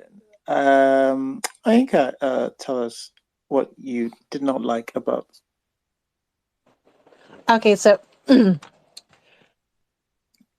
as always, my criticism sometimes is not like, oh, I did not. Well, it's I wish it went this way rather than like, oh, I'm not saying it's bad, but there are things I do think is bad. So let me just start to say with the bad thing. I'm going to pick up on the Malam character. I understand that this is a comedy. Funny, good. The issue is this. I am working on the assumption that most of the writers and the producers and the people that make more of the decision in this production of this filmmaking are not necessarily from the north, or they are more southerners. And I am also making a assumption. What I'm saying, also making an assumption that they are mostly, most likely, it's safe to assume that they mostly come from middle class backgrounds in Nigeria. The Malam is not only a northern character, which there's no problem in writing a northern character, but it's also a northern, supposedly a poor northern character. And out of all of the characters here, the Malam seems to be stuck in 19th century. In 19th century, it seems to be a 19th century caricature given to us straight from like those 19th century writers, European writers that wrote their adventure something when they write about Art of Darkness or something like that. That character literally seems to come from there. As much as I enjoyed when he brought out the arrow out of nowhere, I enjoyed it. I laughed. It was funny. It was hilarious. It was unexpected, so therefore it was funny. Why are you going? I get it. I get it. Honestly, I get it. Cows means a lot of things in. They didn't even establish if this guy was Fulani or if this guy was Hausa. What northern tribe is he from? Because not all northern tribe are the same. And the Fulani, yes, they take cows a lot, right? Cows is important. But again, you should also realize that the type of Fulani that takes cows around is usually one poorer. Also, it's a nomadic Fulani. The Fulag group is like is a very big something. And so is this like a nomadic Fulani? If this is a nomadic Fulani, it will already be an herdsman. Why is he taking the bus like this? But okay, maybe he's taking the bus, whatever. It's just why does this guy want cows? You didn't even establish whether this guy is a Fulani or not. And the way to establish it, maybe you can establish it through the name, because Hausa Fulani is not the same thing. Hausa people are different tribes. Fulani is a different tribe. Okay, if this man is a Fulani man, is this man a headsman Fulani? Is this a nomadic Fulani guy that something? Okay, that's why he wants to buy cow. I get it. I truly, truly understand that cow is a big, valuable thing. I studied anthropology. I understand this. But this guy lives in modern Nigeria. What? Why? Why is this character like this? And I'm not saying you cannot put the man to be like a character that carries around bow and arrow. I mean, in Nigeria, it's still in Nigeria a lot. We still have those old hunters, but usually they live very far off in like remote villages or something like that. We usually have those characters, and it's very difficult for some of those characters to just be going from Lagos to Enugu. Like, even if those characters are going from Lagos to Enugu, do you think they'll be carrying around their guns that they used to in onto something? It's a very that character. As much as I enjoyed the actor something, as much as he became one of my favorites, as much as that is, it is very, very insulting. We just took what and I expect this in Nigeria a lot, because we take a lot of things that the colonialist people, because we read a lot of their stuff, and it's understandable, I guess. So I'm not saying that, oh, we're bad for that. No, I'm saying that that's just the reality of life. We took that character and we just put that character in the movie, and it's bad. It's bad. I'm so sorry. It's bad. I mean, you could do a little bit more. And I'm glad that they did mention the Maram and the Aboki thing. Even though I didn't understand whether we should stop saying it or not say it. I don't get that. But I'm glad that they attempt at something. But it still doesn't change what you did. You can make amends for what you did. Making amends does not wash away what you did. You're making amends, you're taking the responsibility for it. But it still does. I see it. I'm not saying I don't see it. I see it. I'm glad I see it. And I'm giving you points for doing the whole Abuki and the something conversation. I'm giving you points. But I'm also pointing out you did something really bad. That character was horrible. The actor was amazing. Even given what he was giving, he made it that people liked him. Good. What other bad thing? Yes. This, I feel like this is bad. It is indeed a decision that they made. The way they shot, like I said, I think I wrote it, tweeted out. I thought this movie was going to be like Speed, but like a dark comedy, more reserved Speed. I wasn't expecting it to be exactly Speed, but like it didn't happen like that. I was like, okay, whatever. It's absurd. It's going crazy. When the Malam took, I mean, it was amazing. It was amazing. Um, but like there are other characters. The first half of this movie, like I said that it was very difficult for you to give multiple boss characters, especially if it's not the focal, if they're not like the focal or the main protagonist, some sort of characteristics. They're not just there to serve the movie. And we've gotten to know some of these characters, and some of the way they shut them out of it was terrible. It was terrible. The woman that was selling the abo that made your Viagra something, you just shut him out of no. Like even the pastor, like they were like Star Trek red shirts. Star Trek red shirts. I don't know what the red shirt's name is. They didn't give me that much something. Well, maybe they. I don't know, but they didn't give me that something. But I didn't just spend like 30 minutes or over 30 minutes with these characters, and then all of a sudden, out of nowhere, they're getting shot at. Just to it's an obvious let's get rid of this character something. You don't even give them a reason, a proper send off. I didn't like that. I personally, I saw that and I was like, that's terrible. That's just terrible.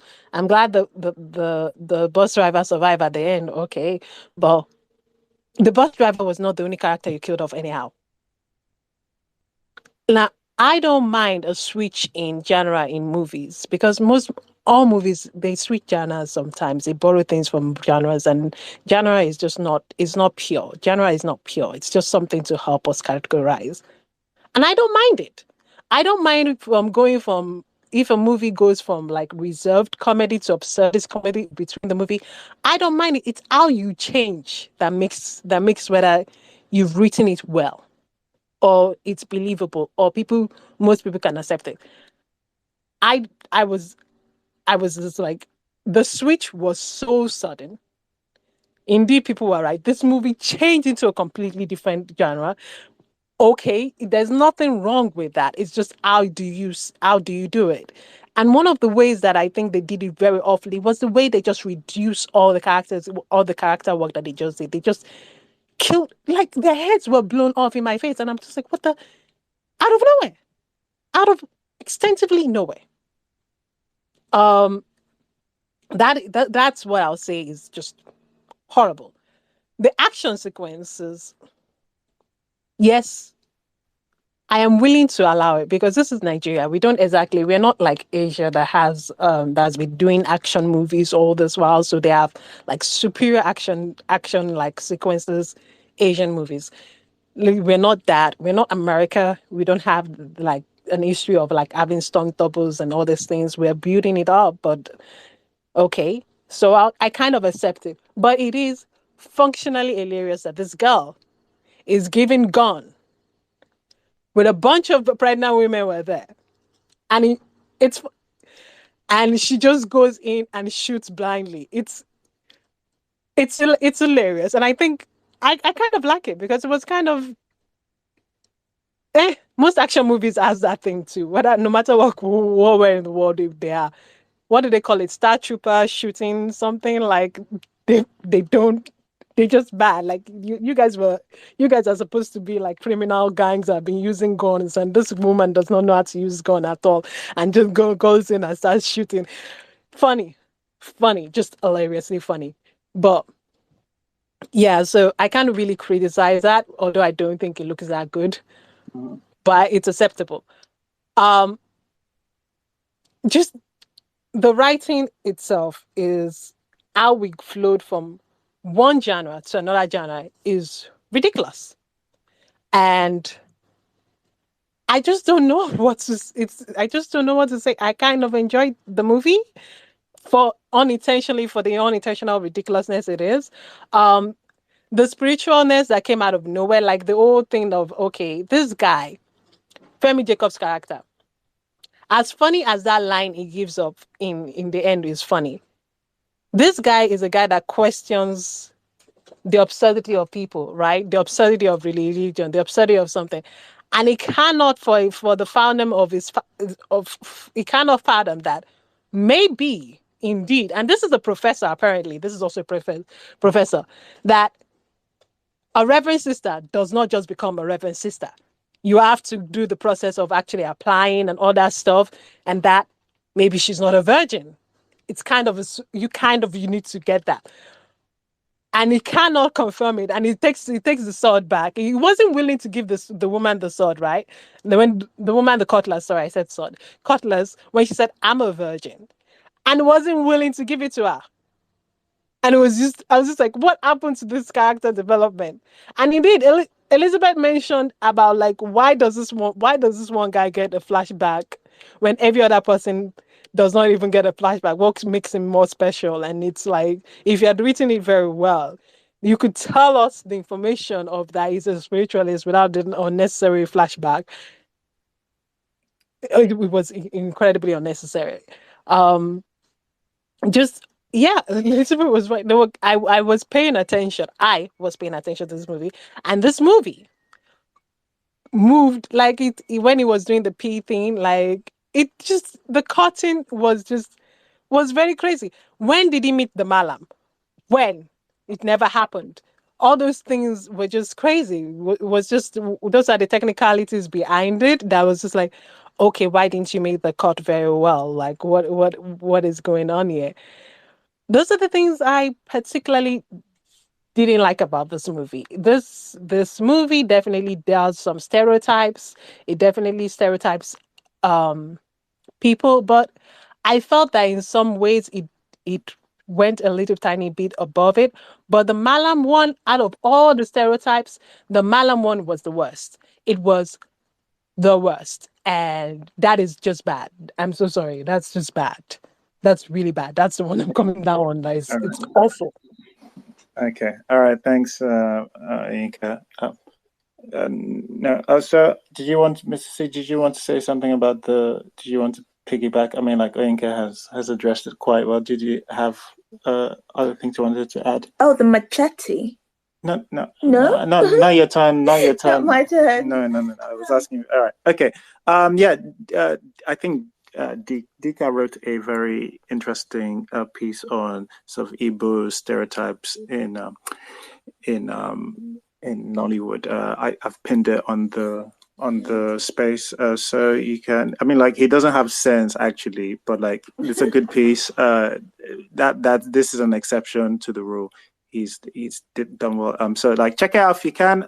So like yeah, it's not completely a Soole thing. All right. So we have a couple other people. Cynthia, please tell us the things that you're uncomfortable with. Oh yeah.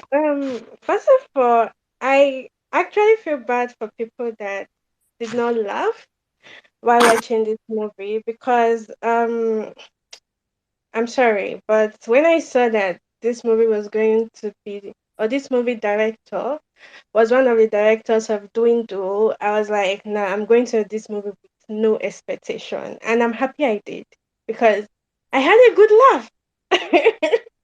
I really, really had a good laugh. Okay. And I also think it's a little bit improvement from Doing Do that was bad or true and gave me headache. And this one just made me laugh from the beginning to the ending. Okay, so back to my dislike. Um, let me start with something very minor. So when they got to the motor park and I heard east, east, east, east, east, I just knew that this movie was going to be a mess. Okay? Why? They were in a motor park from Lagos to Kaduna, Lagos to Abuja. Yes, I saw it when they carried the camera up. It was the motor park from Lagos to the north. And also, nobody says east in a motor park. So I know that the writing and everything is going to be a mess. And I went with it, with no expectation, and I enjoyed my time. Okay? Now, another thing I got tired of is hearing Soole. So, unlike Doing Do that Maybe it's because it's Brother Shaggy that was saying not dwindle that gave me a lot of headache.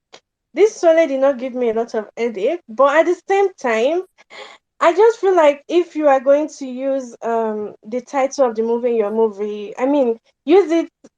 Why using it up to like 10 times every time? Soole, Soole, Soole. Why you dey enter Soole? Why you want enter Soole? I'm like, please calm down, just calm down, okay? I like when people use title of the movie, but use it well. Do not be saying it more than 10 times in a 2 hours movie. Then back to what I said from the motor park. I do not think the cast and crew members have traveled from a bus or have been on a bus from Lagos to Enugu. Mba, it's not possible. Because what I saw, it has to be their imagination. It can't be reality, okay? Um, in this movie, at 80 minutes mark, because I mean, I just had to take the marking. At 80 minutes mark for a 2 hours movie, mm, they showed a place that looked like Ore. First of all, as someone that's traveled from Lagos to the southeast, I was very offended that they did not stop at Ore to eat food. I mean, because I like food. Okay, the real drama from Lagos to southeast happens at Ore. At 80 minutes mark, they showed me Ore, and there was no drama. There was no food. Well, Nollywood hates putting food in their movies, so they still missed it here. I mean, the food and toilets also at Ore is the main thing. The aftermath after eating the food and what happens in the bus, the kind of food people will open in the bus. Like, I know it might not be a big deal, but I was a bit offended that I did not see food at Ore. That's like the major experience. That's a major experience if you are going from Lagos to Southeast. But I mean, the writer decided that after showing us, or the writer and director, after showing us the picture at Ore, they're going to make a pastor preach to us. I was offended because there is no, or I've never been in an interstate travel that a pastor start preaching at the middle of a journey or during the journey. The preaching happens in the bus station or in the motor park. In fact, and usually the pastor did not even follow.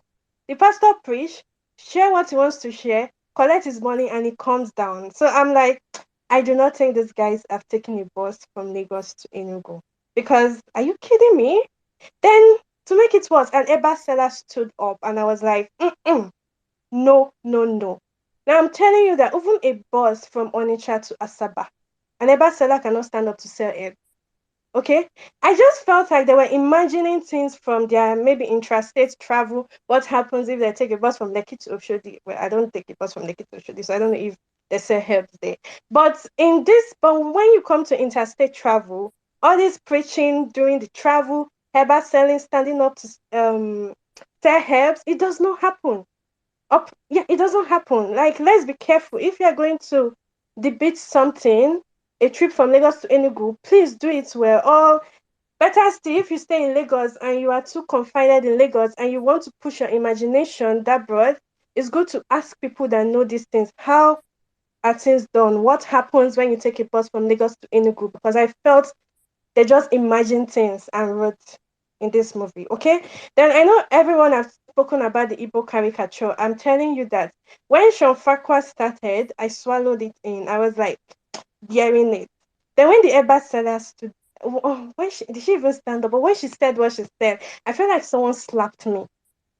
And when Latif now started, I felt like I died and resurrected. I mean, Igbo people have told you guys that they hate it, and you doing it repeatedly, it's like you're mocking them.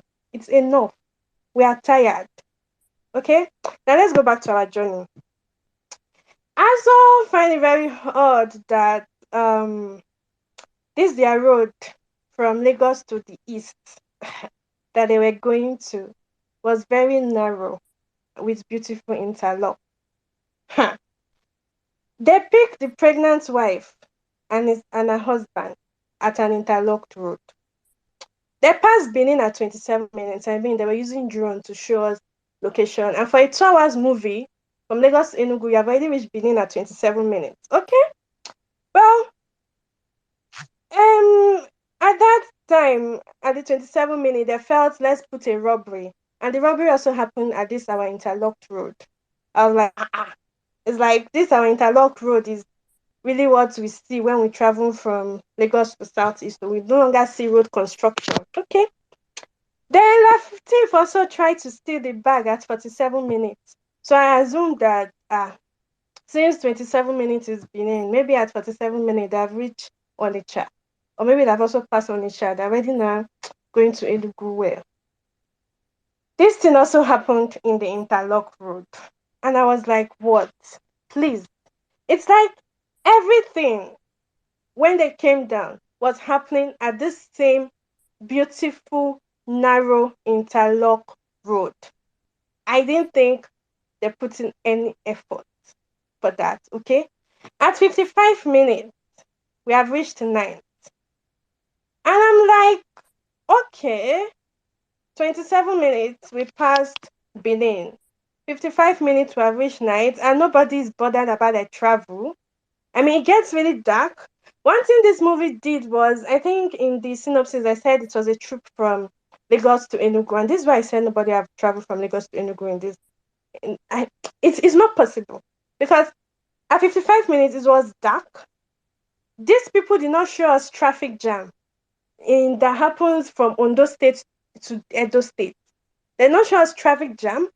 This movie claimed that this was happening on a Christmas trip, and the major ordeal you face on Christmas trip from Lagos to South or Southeast is fuel scarcity. They missed that because they need to show us some comic thing that they imagined is what we travelers face on our way from Lagos to the Southeast. Anyway, they got to I believe that they must have passed Onitsha by 55 minutes and it's already ninth period, maybe around 7:30 and 8 p.m. or 8 p.m. They have not reached Enugu because I mean they were using drone to show us landmark. They not show us when they pass Onitsha Bridge. But I'm just like, why is it that nobody is bothered about their destination? That's not what happened in a bus. And the thing that they decided to show us was somebody asking, what's inside that bag? Let's even see.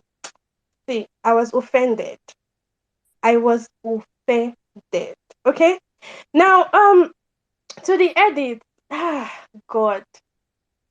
I can't remember when they did the rain CGI. I can't remember when they did the rain CGI, but God, but it killed me, and and I was angry because I think the director is a K drama fan, and I'm disappointed because if you watch K dramas a lot, you will know that they know how to use their rain CGI.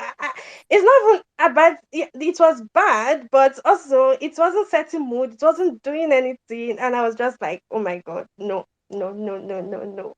Okay, then everybody has said all the gunshots in this movie was annoying. Then I don't know. This bus that is traveling, it's as if every time there is something going on, all the passengers wants to calm down. Like, are you guys sure this is what happens? Have you guys been on a bus from Lagos to Enugu? Like, it's annoying. Every time, all the passengers are down. All the passengers are down. No, please, no, please. Let's stop writing our imagination. Let's stop writing our imaginations, okay? Let's ask questions and write what really happens. Then I also got tired of the zooming in and zooming out of people's faces on people's faces. I like the bow and arrow, but you see that face that they used to show us at the arrow flew to touch Latif. I don't think it was necessary. I don't think it was necessary. Then the police search. I mean, it happened later in the movie, so I believe they're probably close to Enugu. I mean, police no longer stay at Ore. That happened. That we saw 80 minutes. They stay down at Enugu. So I mean, yes, they do stay there. So the police search. I was going to forgive them for the whole search and wanting to really search the bag until Femi used this jazz. I was like, okay, they gave us a jazz. Yeah, there's no need to question how the police searching is going because I mean everybody in the bus, police running. It doesn't work like that. It does not happen. Stop writing your imagination. It does not happen like that. But I was going to forgive them after Femi Jacob used the jazz. I was already in it. But when I showed us the flashback of Femi Jacobs, and I was not angry. Why? Because it didn't do anything for us. Okay, if you use the jazz too much, if you use the jazz too much, you will die. My guy used the jazz even to the ending of the movie. He did not die. Why are you showing us a flashback? You're not bringing me back to the police search that I was going to forgive you for. Abba, Abba. Then, like everyone has said, when Shola's character requested that she wants to go and pee, that was another that was another movie on its own. That was another movie on its own. Like I didn't even understand how they killed three people during the gun raid. I didn't understand how Tennis character took her gun. She was shooting. They were shooting her, and she did not die. Like I just felt like this babe also has an audition. Mm-mm. She has an audition. That's why they were able to kill the other three people, and they did not kill her. Then also, like Elizabeth has said, this movie was like jumping cuts, or they were just cutting and pasting because one time I can see Femi Jacobs' character under the bush. Few minutes later, I'm seeing him like he was under the bush with Tenny's character, the bow and arrow man. A few minutes later, I'm seeing only him moving inside the baby factory, and I'm like, I must have missed something interesting or how it got there. But I went back to rewatch, and I mean, the cut and paste or cut and join or whatever they were doing was just too much. Okay. Then I also got annoyed when they were trying to connect Shola's character to Latif's character, like son and everything. I'm like, I beg. Just give me your hilarious movie and let me just continue watching. Let me continue watching and laughing. Do not try to do anything smart because the movie from the beginning was not smart. It's not now you want to play smartness. It doesn't work that way. Just continue. Just continue. Then another thing that annoyed me was Sister Veronica. Okay, she became Mother Teresa. I cannot live here without the gas. This is how the woman shut up. Just shut up. I'm sorry. I did not see any motivation from that from the beginning of what I was watching. What is going on here? Why are you becoming Mother Teresa? What's happening? Like, I don't know. I really don't know. But I actually, I actually like the trap music they were playing during the gun raid. Okay, so does it fit? That's not the question. Was the music good? The music was good. Okay, so I like the trap music they were playing during the gun raid outside the baby factory, and even the score they were doing inside the baby factory. But it doesn't fit. But if I know the trap music, I'm going to download it, okay, because it was a good music. Then we got to 11 months later, and Shasha from the bush. We didn't even know how they found their way, but what's my business? Or what's our business? I mean, they did not care for us from the beginning, so I'm not going to be asking them question on how they found their way. But we got to 11 months later, and our Juju dad started dropping money for all of them. Okay, I ignored it. I was like, I don't know, maybe dropping money for them during the first Christmas is not a good surprise. I mean, it's when you have forgotten about things and the thing happens and you now see it, you'll be so excited. Okay, you will love and cherish that gift more. But what that took me out again is that our driver resurrected from the dead. Mm-mm. Our driver did not just resurrect from the dead, he also had the dollar taped to his body. I did not believe my eyes. I did not believe my eyes. No. It's not, I started asking, was there a time that this driver opened the bus to pack the dollar and tape himself? Or is it that they really waited for 11 months that our daddy Juju or our daddy that has Juju now resurrected this man from the dead with the dollar? Because he stood up and was like, my dollar saved me. So that means he had the dollar taped to him before. I mean, this is why they were going. I mean, these people were doing a lot of things I was going to forgive them for because I was just laughing my way out and laughing out and just laughing throughout the movie. But they keep bringing me back to things, and I'm like, no, why? Why? Yeah. So in general, I I didn't like this movie, but I enjoyed it in the sense that I laughed a lot. Okay, it was unintentional. It was because I felt they didn't know what they were doing, and I also feel like if we're going to write stories, it's always good to ask questions, okay, from audience members that actually take that route or that route. It's very annoying to write your imagination on what happened from Lagos to Enugu because you think you can do it and you think maybe people that used to travel will not watch the movie or I don't even know or because you have the money to do it. It's very, very annoying. And yeah, I wish them the best.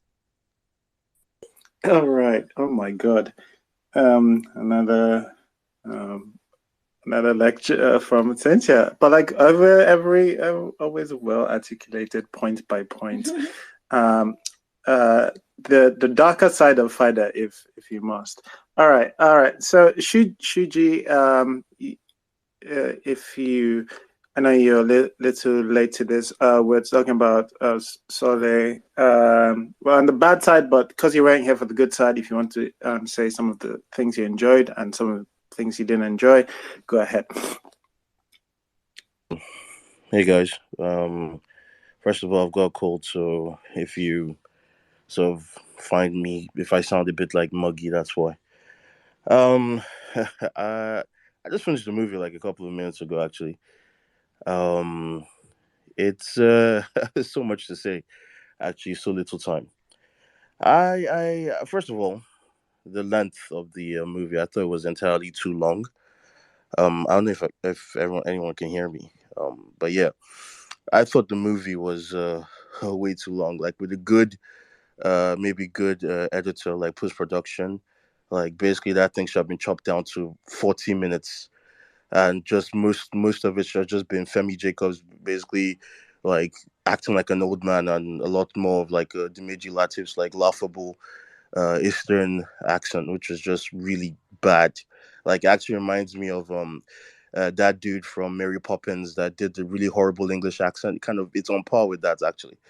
Yeah. I thought. Um. First of all, sir, I just want to ask something because I've always thought this. What is this compulsion with Nigerian movies and like really terrible scoring? Like this movie, actually, I thought the score was not bad. It was quite moody, and it's like sort of fit in with like what the central like idea of the movie was.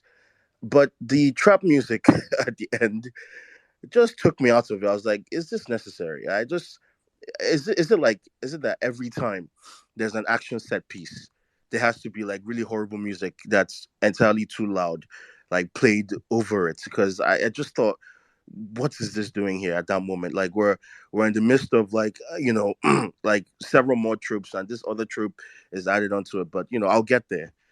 Um, I basically boiled the movie down to a movie centered on stereotypes and subversion of stereotypes. Well, you've got the nun who turns out not to be a virgin.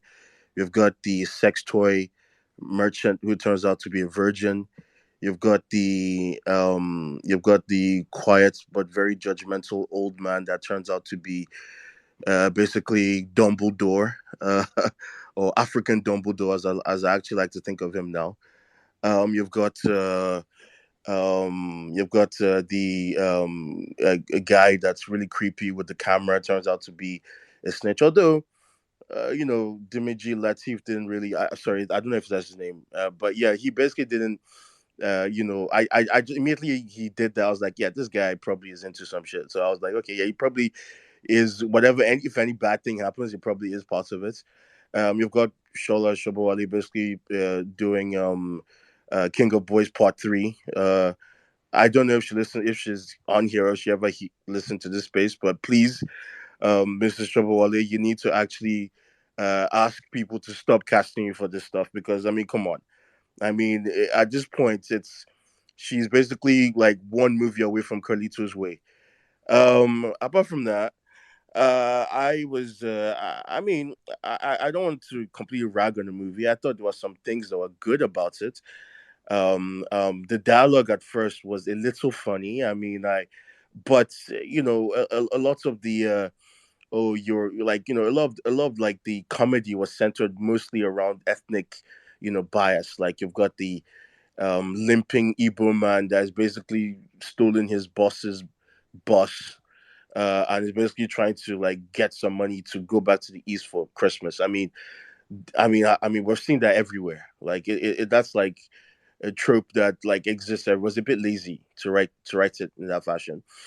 You've got a lot of jokes about like people looking at the woman because she's got torn jeans and she's come on the bus. So then there's jokes about her sexuality and stuff like that. It's just I just thought it was a bit lazy. I mean, when it comes to comedy, especially Nigerian comedies or comedic writing in Nigeria, it's always centered around people's looks. It's very superficial and it's not entirely like it's kind of tired to me.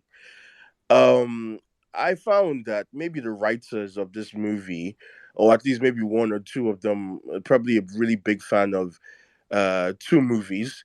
One is Pulp Fiction. That would really explain the shift in tone towards the end, because obviously in Pulp Fiction there's the lighthearted approach in the beginning, with Samuel L. Jackson's character and John Travolta, more or less like get like sort of having this sort of banterous like thing in the beginning, making like light jokes and stuff like that, and then it gets like really really serious towards the end.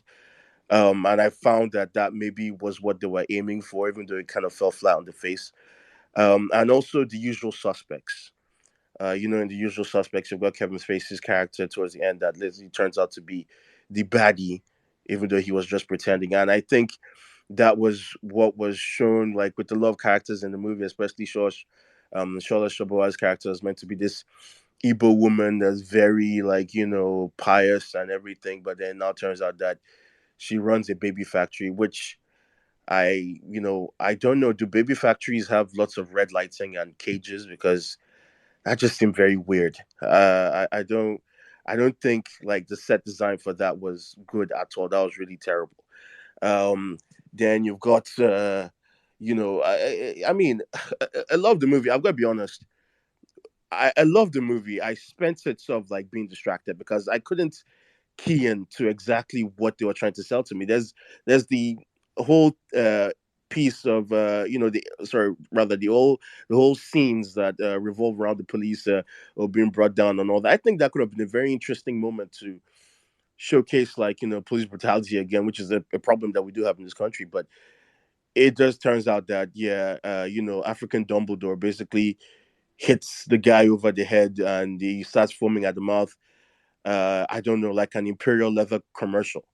And I just thought that was funny because I was like, I don't know, did he hex him or is he gasping for breath? Because I don't understand that. And then everybody's just looking around like, yeah, let's get back on the bus and talk about the money. I'm like, yeah, this dude just literally karate chopped somebody's soul into, I don't know, into non-existence. And the questions there were very little, like, oh, how did you learn to do that?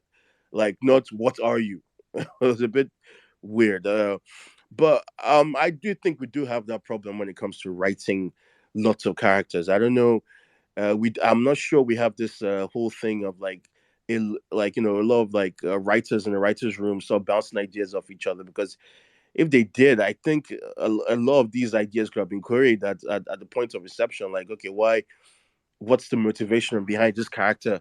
What are they? What do they need the money for instance, like the nun basically.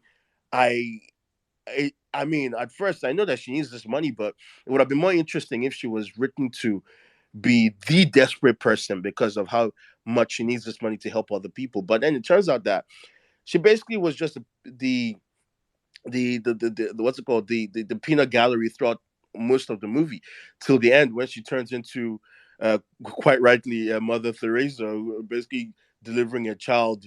And by the way, that was not really explained how she did that. If she mentioned that the mother was too was not sort of dilated enough to push, and she needed C-section. Did she perform C-section on there? What did she use? Did she use one of the shotguns there? I don't know. Did she borrow African Dumbledore's machete to cut open the woman. Like a lot of that part was not really sort of like explained how that came about. It's almost like in post production they're just like, let's just cut anything into a sequence and put it up there for them. Like it just seemed a bit strange. The end of the movie with the bus driver sort of waking up. I think that was just basically written in to show us, oh yeah, he also survived. But then he had blood on him, and I'm like, okay, you've got blood on him, you've got blood on yourself, and you've got like money duct taped to your chest or to your body. You should still die because where's the blood coming from? Except dollar bills in that universe have organs and they bleed. Where else would the blood be coming from? So he should be dead or dying or something. But it turns out that he's fine and he's just like looking for his key, like to drive off. A lot. The movie did sort of like leave me with a lot more questions than answers. The CTU guys, two officers, they always do that all the time in Nigerian movies. Like, you've always got like, oh yeah, we're a special part of the police. Like, yeah, we're CTU, or we're just police officers that are very good with guns, and they just rage in there and start blasting away. You've got the woman that's never shot a gun before, the virgin, and she's handed what looks like an M15 carbine rifle. And first of all, I don't think she would have the upper strength to shoot that gun because she's never shot anything in her life, and she's basically going full Rambo on everybody. And I'm like, okay, like I didn't get that part. I was like, okay, so she's all of a sudden proficient at shooting and she's able to rescue everyone. So a lot of this just has to do with really lazy writing and sort of like maybe short deadlines. Like you've got, I don't know if it's that somebody walks in and is like, okay, guys, we have our guy has an idea for a movie. It's a bus with lots of people and there's a bag full of money. All right, you have 1 week to come up with a script, and then they're all there, I don't know, drinking Gatorade and Pami and stuff, and basically jotting down the ideas as quickly as possible, and then just submit it. Because if you actually take your time, like the idea is good, but the execution was really, really terrible. Like you've got the main baddie in quotes with African tribal art on his face, which I still don't understand. Was that meant to show that he's really powerful? Like, is he meant to be like Lord Voldemort? Because he's got all this shit on his face, and yeah, at the end of the day, of course, look, I'm not even going to talk about the CGI because yes, it's Nigeria. Like, I don't think we're Marvel Studios like ready for. I don't think we're at that level of CGI yet. I do expect, that really bad level of CGI. It's natural. It will at this point in our development of our film industry, but there are ways you can do it cleverly. Like back in the silver screen era when when sort of like certain movies were just being made for the first time, like when Sabrina was on, and when what's her name, there's this show where she would love Winkle Her Nose. Basically, people like shows that or movies that dealt with magic, they just did clever editing to sort of make it more believable. But when you're trying to, because I understand you're trying to show off. When you're trying to show off, like in Nigerian cinema, it just makes it look even more laughable. You've got Femi Jacobs' character sort of like putting his hand behind his back and a sword materialize, or rather a machete materializing in his hand. You just made me laugh out loud. It made me even picture something else from Harry Potter when Harry basically pulls out the sword of Godric Gryffindor from like the sword in hat. I was like, is this what this is?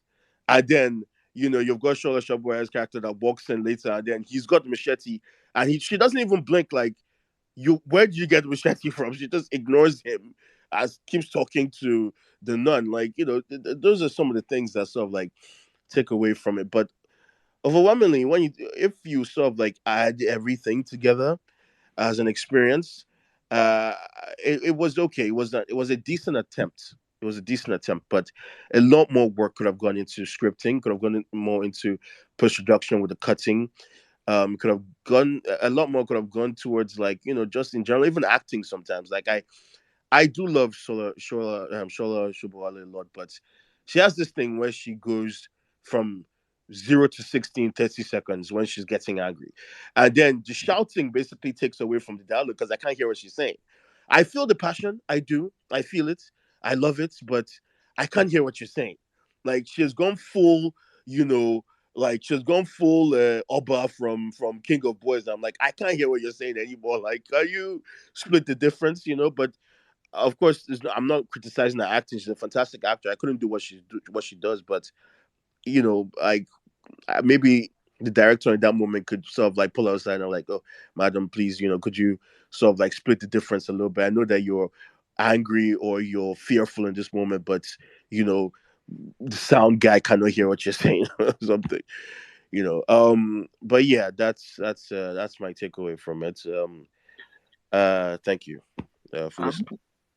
Thank you, Shiji. I'm not sure if this is your first time speaking, but yeah, really well articulated. I think there's some points. Oh yeah, there was a point of, I think, minor correction I had from Cynthia's one CGI rain. I don't think it was CGI. I think that was a stock. I think that was old stock footage in what I think was lower resolution than what they used. So that might. Sorry, do you mean for the rain sequence with the shooting or with the there was a part with rain. I think Cynthia mentioned that she didn't like the CGI rain. I'm not sure it was rain. Oh right, I must have sort of checked out at that point. Right. All right. Yeah. Point still taking that, like, it does take the CGI, that CGI part of the rain does take you out. There's one more person we have. Polan, thank you for being patient. Please tell us both what you like and what you do not like about Soole. Yeah, all right. Can you hear me? Very clearly. All right. I really love the movie, you know. Well, last year when it came out, I didn't want to go to cinema to watch it because I felt like when I heard Soole, it's a story that has been attempted before, you know, 15 years ago in Yoruba movie industry. I mean, it was even done like in different parts, like in 4 hours. So, but it was a comic relief. There's a comedy film. So when I saw the cast, and I was like, inside the box, I've seen this before. It will be a comedy. But when I see the cast again, I'm like, it can't be a comedy film like that. But still, I'm not impressed. And with Kayode Kasum, you know, when he got his big break with Sugar Rush, well, it was a decent run. I love the film.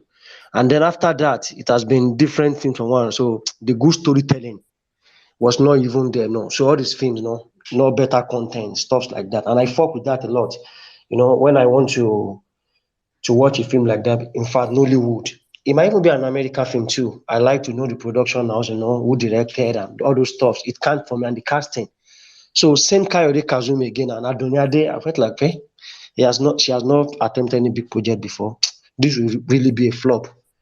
So, but when it came out on Netflix and I have nothing to do this morning, I didn't go to church, and I felt like, okay, let me give this a try. But when I watched it, the storytelling was so top notch because I love when I watch a film and then they are revealing some things, you know.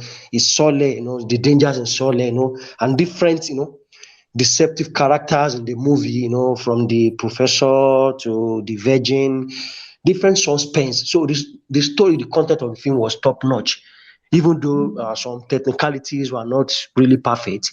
But still, if the content of the film, which is the engine, like an engine to a car, is good, fine. You still have something to cheer about. So the storytelling, not being a real comedy like that, it's a thriller. So I was impressed. I was really impressed. So with the story and everything. One of the things that I don't really like about the film is the scene whereby they started with the baby factory things. It was not properly set. It was not a good set design because you said it's a baby factory, and then we are seeing the cage, people inside the cage, you know. We hardly seen the picture was so done, and then it was not set in like a baby factory. It was just set at a kidnapper's den. And the scene was not only meant for kidnapping stuff. It was also meant for a baby factory. So we saw people, somebody having sex, but it was not properly executed. And the other guy that spoke just now just said about the girl that is shooting. She has never shot before, and I don't think if you have never shot before, just hold a gun like that, a proper gun, and we started blasting. So those are the scenes I don't like in the movie, part of the storytelling. But everything about the concept of the movie, I was really impressed. And some casting too are not really, but still, like the driver, I would have said they should have used somebody that has this comic relief, that can really the boutique accent very well. Somebody like, Greg or Jeff was something like that that can really, give me a comic, because that character, it's supposed to be, disturbing your and not listening, be a nonsense driver, all this rubbish driver that doesn't know how to talk to people. So some casting of the movie were not done really well like that. But apart from that, the storytelling, that is one thing I really love in the movie. It is telling us the dangers regarding Soole, what you can face. But the technicality of the film trying to stop from or do all those things, I'm not really fucking with that, because we've seen so many big production this year that the storytelling is so bad. The content is good. If the content is not good, so why am I watching it? But now the post-production, the everything is only the thing that they can that they didn't really get right. But it depends on the budget of the movie, because the movie is not a 200 million project, it's not a 300 million project. So if they want to do more, they have to spend more. So the storytelling is what I like, but a lot of post-production, graphics, directing is, to some extent, is good, and I really love that. The music at times is good, but they are blasting trap music at once, and I just love the storytelling, but the technicality of the movie, everything is not really perfect. But since the storytelling is good for me, I'm just impressed, because I didn't expect to see something that's so good. I didn't expect it at all. With Adoniade and Kayode Kasum, I didn't really fuck with the guy, the director. But this Soole makes it the three films that I will really give kudos to him for, which is The Lady Called Life, Soole, and then Sugar Rush. So all the same, I really love the movie. Thank you very much. Thank you so much, Balan. Nice to get some positivity in here after you have been hating. But yes, speaking of hate, dislikes, Mrs. C, what did you not like about? Do you want me to do mine, or should I read Vanessa's essay first? Okay, right. Go on with Vanessa's. Okay, let's do Vanessa's essay. Why was everybody shouting? Did the director tell actors to come to set the most ridiculous and aggravating they can be? How do we go from Sholasho? My point, Vanessa. But yes, echo. How did we go from Sholasho Bowole's measured performance in Anikulapo to this loud ass mess? Yes, just exactly after watching this off the back of Anikulapo, right? Was the. I'm not reading again. I'm not reading. I'm merging. But yeah, okay, all right. I'll move on. Why did this film try so hard to be complicated? This film could have just written itself and we would have had a beautiful ride. Who calls out east at a bus park? What is the actual destination? What is the route? As a side note, how do you make a film about road travel from Lagos to the east and not stop at Ore for food? Vanessa and Cynthia colluded. It's not possible. Continuing this line of thoughts, the inaccuracies of road travel really upsets me, because it's not hard for the makers to just go to a bus company and ask about the route. The pastor preaching should have happened at the beginning of the journey, because if you've ever traveled by road, you'd know that the preaching and asking for offering is always at the beginning of the trip.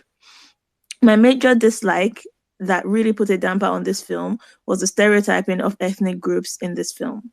This is an appeal to Lateef Adedimeji to retire that caricature of an Igbo accent that he does. It wasn't funny in Sugar Rush, it's not funny here.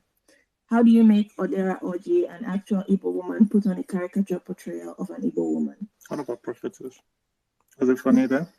Who knows? Go on, sorry. That performance as the herb seller was insanely offensive. Don't get me started on Yunusa, our stereotypical character from a non-identified place in northern Nigeria. How do you have your one northern character say he will use his share of the money to buy plenty cows? But it was progressive. They explained Malam and Abuki. Now we're segueing to my bads, right? I have two nitpicks. Thanks, Vanessa. Thanks, Vanessa. Thank you. I have two points that I would call nitpicks, right? The machetes, right? they kept pronouncing it machete, and I wish they had stuck to either the correct pronunciation, machete, or call it machete. That is the Nigerian colloquial pronunciation. What's wrong with a merge? What? What's wrong with collusion? It's like I think either of those would have been fine. Okay. I won't watch a Nigerian movie and be upset someone says machete. It's perfectly fine. Mhm. Perfectly fine in a Nigerian context. It makes all of this sense. My second thing is the northern character. Okay. Not the character as a whole, right? But it was literally one word that and if someone here, if I'm wrong, someone should correct me. But they spent so much time like going over how the meaning of aboki and the meaning of malam and all of that stuff, and don't be offensive and stuff. And then said malam is Mr. Right? And like it bugged me, and I had to look it up because I'm like, it's just because you're making a point of it, don't make a point of it and get it wrong. Right. Right? A malam is someone who is educated in Quranic studies. Oh. Learned in Quranic studies. So it's like, if I'm wrong, correct me. But this is what but this is what Muslim friends explained to me. And then I said, okay, let me look it up. Let me not be like I'm misremembering. I looked it up, and that is what I got. Someone who is learned in Quranic studies. Right? So you can still go malam this, malam that, right? That's how they listen. But it's like somebody explaining to me that, professor means Mr. Right? Professor doesn't mean Mr. Professor can relate to a Mr. Sure, it's a prefix, but professor is learned in something, right? Like it makes sense. And it wouldn't bug me if they didn't make a point of it. If the point wasn't this, let's all like not be offensive and use the right things and stop stereotyping people and then they do it wrong. And I was like, if you're gonna do it right, or don't do it at all, leave it alone. But I don't have strong feelings about Soole. Soole. I don't have strong feelings about Soole. I did not like it. I thought it was bad. I wasn't able to enjoy the hilarity the way some people did. I laughed a grand total of 3 times, and that was it. There was too much going on. I thought, I was disappointed that they made Shola do all of that shouting when we'd just seen her do Anikulakbo beautifully. She was absolutely beautiful in Anikulakbo, and I was disappointed that they made her just do the shouting. Who else? Latif. I did Image Latif. I think he's a good actor. I really do. And I wish they would stop making him do these caricatures. It seemed like a reprisal of Progressive Tailors Club, and I found Progressive Tailors Club very offensive. I found his character there very, very, very offensive. And Dick has pointed out these caricatures, and even when I don't belong to the group being caricatured, it's really starting to irk. Then what else? The bus was crawling. It was crawling. And because it's a film centered around a bus journey, I wouldn't pick on it if the bus was just existing in another film. Right, but because it's a film centered around a bus journey, I can see the bus crawling and it's bugging me. Right? Because I know this is not how a bus would move. The roads, Cynthia mentioned the roads. When they stopped to pick up the pregnant lady and also, I'm seeing interlocked roads. I'm like, this is not right. This is not right. I'm not saying do the actual journey, but the interlocked road just didn't, it stuck out. It really stuck out. And that was just, that wasn't good. What else? There are many, many, many things wrong with this. The CTU people, right, thrown in there. They make so much ado about them, right? Like, we're seeing them in the corner doing faces, like, do you know this person? And Teniola's character is just consistently texting. And then it turns out to mean absolutely nothing, right? Are there any terrorist links to the suitcase? Is there a reason why the CTU people are in that bus, right? There's nothing. There's just absolutely nothing. The point was just for them to find out that Shola Sobowole's character is baby factory owner. And like baby factory just came out of nowhere. We're doing this bus thing, and now there's a baby factory. I don't mind the jazz. I like random jazz. But why is there a baby factory? Why have we gone to a baby factory? Oh God. And then the nun's character got quite irritating at some point.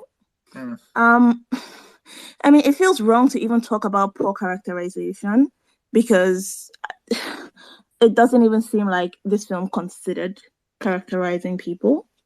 I think there was the cheap don't judge a book by its cover thing, which I think, got a good number of people going. Like, oh, look at that. The nun's not a virgin. Whoop-de-doo. Congratulations. The nun's not a virgin and the person who sells dildos is. Right? And it's like, it was so cheap in terms of characterization. And we have this nun who is just an angel of light. And she decides to stay back and follow these people to go and share dollars that doesn't belong to any of them. Right? Has this angel of light been characterized as somebody who will follow people to go and share dollars that she does not know the origin of, which way or the other? No sense. Her characterization makes no sense. So that was very, and yes, the magic opening of the pelvis or the cervix or whatever, like, her cervix is too small, it's not going to pass. Okay, push harder. And then what? It comes out? Because if this film was going to be just an absurd comedy, fine. But I don't think it was trying to be an absurd comedy. The music during that time was super I don't know what it was trying to be. Because I don't know who mentioned My Village People, right? I liked My Village People because it was absurd. It knew it was absurd and it was trying to be absurd. Like, it's a strong word, but sure. I enjoyed it. I was the one that liked it. I enjoyed My Village People because it had, it knew what it was. This film did not know what it was. It had no identity. And it was just, and it showed. The lack of identity showed all the way through. And then, yes, when we decide to dispense with all of the characters, all of a sudden we're shooting characters. Like, what from the first half of the film gave you the impression that there were going to be any headshots by the time, besides the backwards shooting blood? It's just, I think it disintegrated into thin air, what that blood did. Yes, it's just, you know what? I feel like I'm trying not to think about this film because thinking about it gives me a headache. But I'm just going to say, all these people are talking about the score is not worse than Glamour Girl's score. And that's all I have to say about Soole. All right, yes. Very little, as she said. She didn't have a lot to say from Mrs. C about Soole. Okay, I'm just going to remind people that, you can still review this movie on Nolly Data if you want to sort of get your comments in there. If you also just want to check out the people involved, you can go there and have a look. All right, my dislikes. Okay, so I hear what everybody has said, and honestly, what happened, my experience, I think 4 people have just admitted to not either not finishing this or checking out, and I'm one of them. And by the way, my checking out is slightly different. I still watch this film, and I probably remember a lot.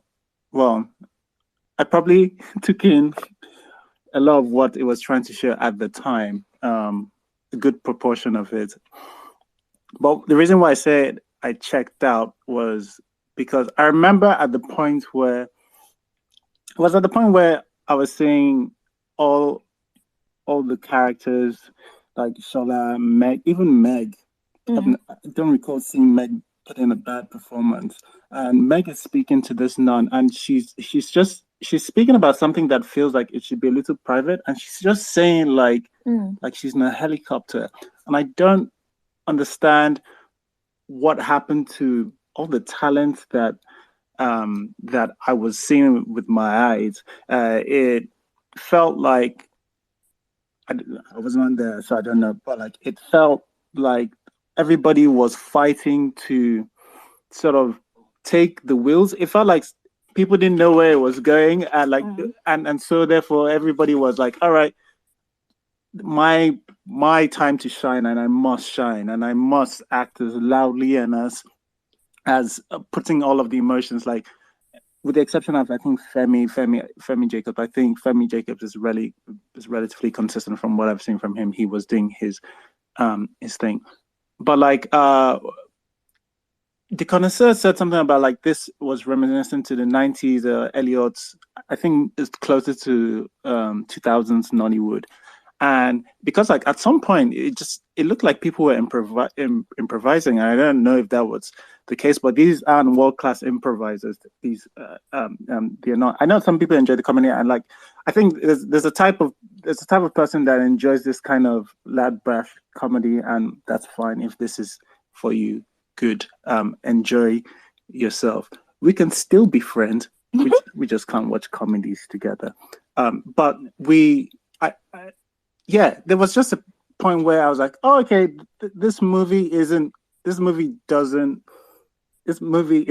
to be a film I enjoy. Like, I knew this relatively early on.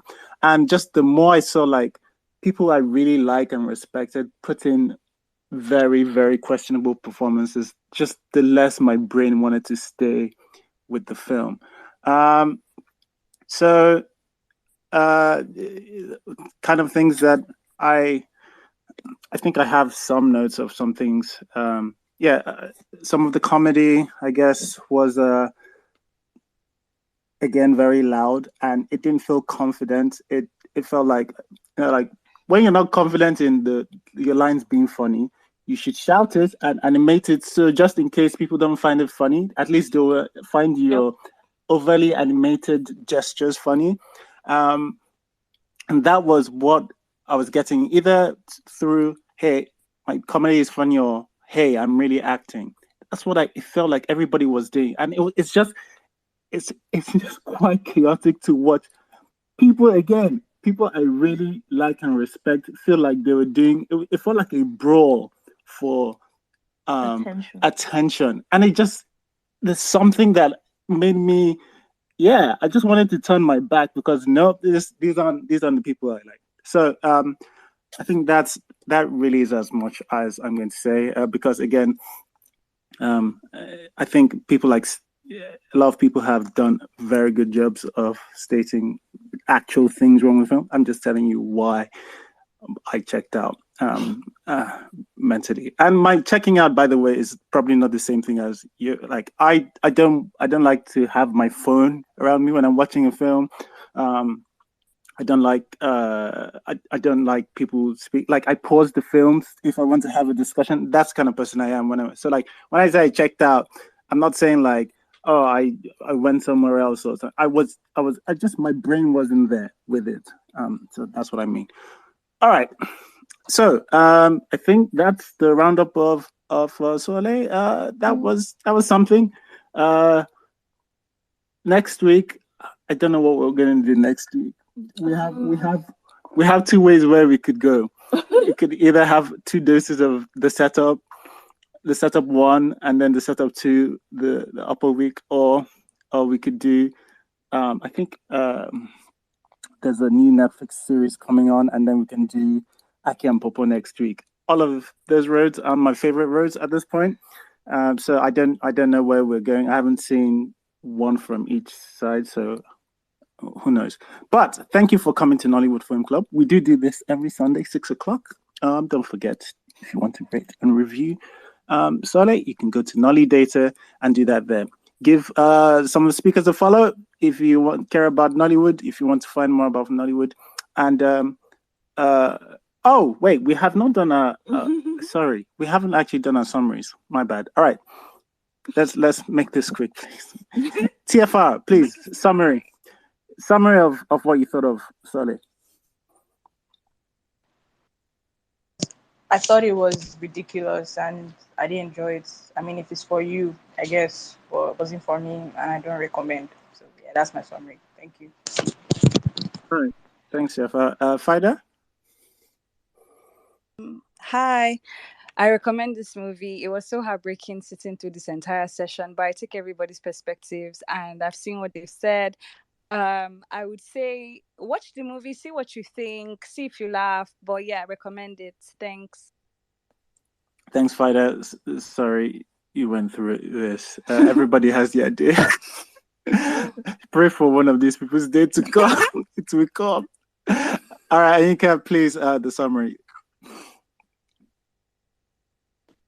Yeah, so I just want to say one tiny little thing. Can we not watch the setup one again? I don't mind going through the setup two, but like I don't want to go through the setup one again. That's all. You like don't punish us twice. This movie, yeah, it's not look, it's an okay movie. Yes, does it do a lot of like there was little research done, like the writers didn't exactly go do research about this movie, not that the producers go do research about this movie. And it's very obvious. But hey, what can you expect from a movie? I mean, movies do this all the time. It's not bad. It's not great. It's an okay watch on Saturday on a Saturday or something evening. You laugh, and if you don't like it, when you watch 20 minutes and you don't like it, cool. Pause it, get off it, go somewhere on Netflix. It's okay. It's not bad. There are some really good things in the movie too. I enjoyed it. It was good. This is why I don't want to watch the setup. I'm just saying. Thank you. All right, thanks, Yinka. Cynthia, what did you think? Solid. So to me, I feel like this movie was very ridiculous. It was bad. It was a pure mess, but it made me laugh. And it was those unintentional things that made me laugh. And whenever I'm sad, I'll keep remembering some of those scenes so I can keep laughing. Where I recommend it, I don't know because I tried rewatching it and I felt irritated. So I really don't know if I recommend it. And finally, like Oinko have said, they did no research because I mean, even imagining a bus and a long bus from Lagos to Enugu is a lot. But I also wish that if um they knew how to, or they knew how what happens from a bus from Lekki to Oshodi, and if that's what they could depict or show us, I wish they just focus on that than doing something that is based on their imagination and not in reality. All right, thank you, Cynthia. Mel? Yes. I think that my general summary is that there's space for all kinds of movies. I think especially that there's space for all kinds of stories. I think that I draw the line at a dishonest one. I think that universally we've agreed that all kinds of stories are welcome except dishonest ones. And I think that this movie strikes me as a dishonest story. Um, I think it takes itself really seriously. I think it thinks it's convinced that it has something to say, but it does not treat its own premise with the sort of respect that something that has something to say can expect to be treated with.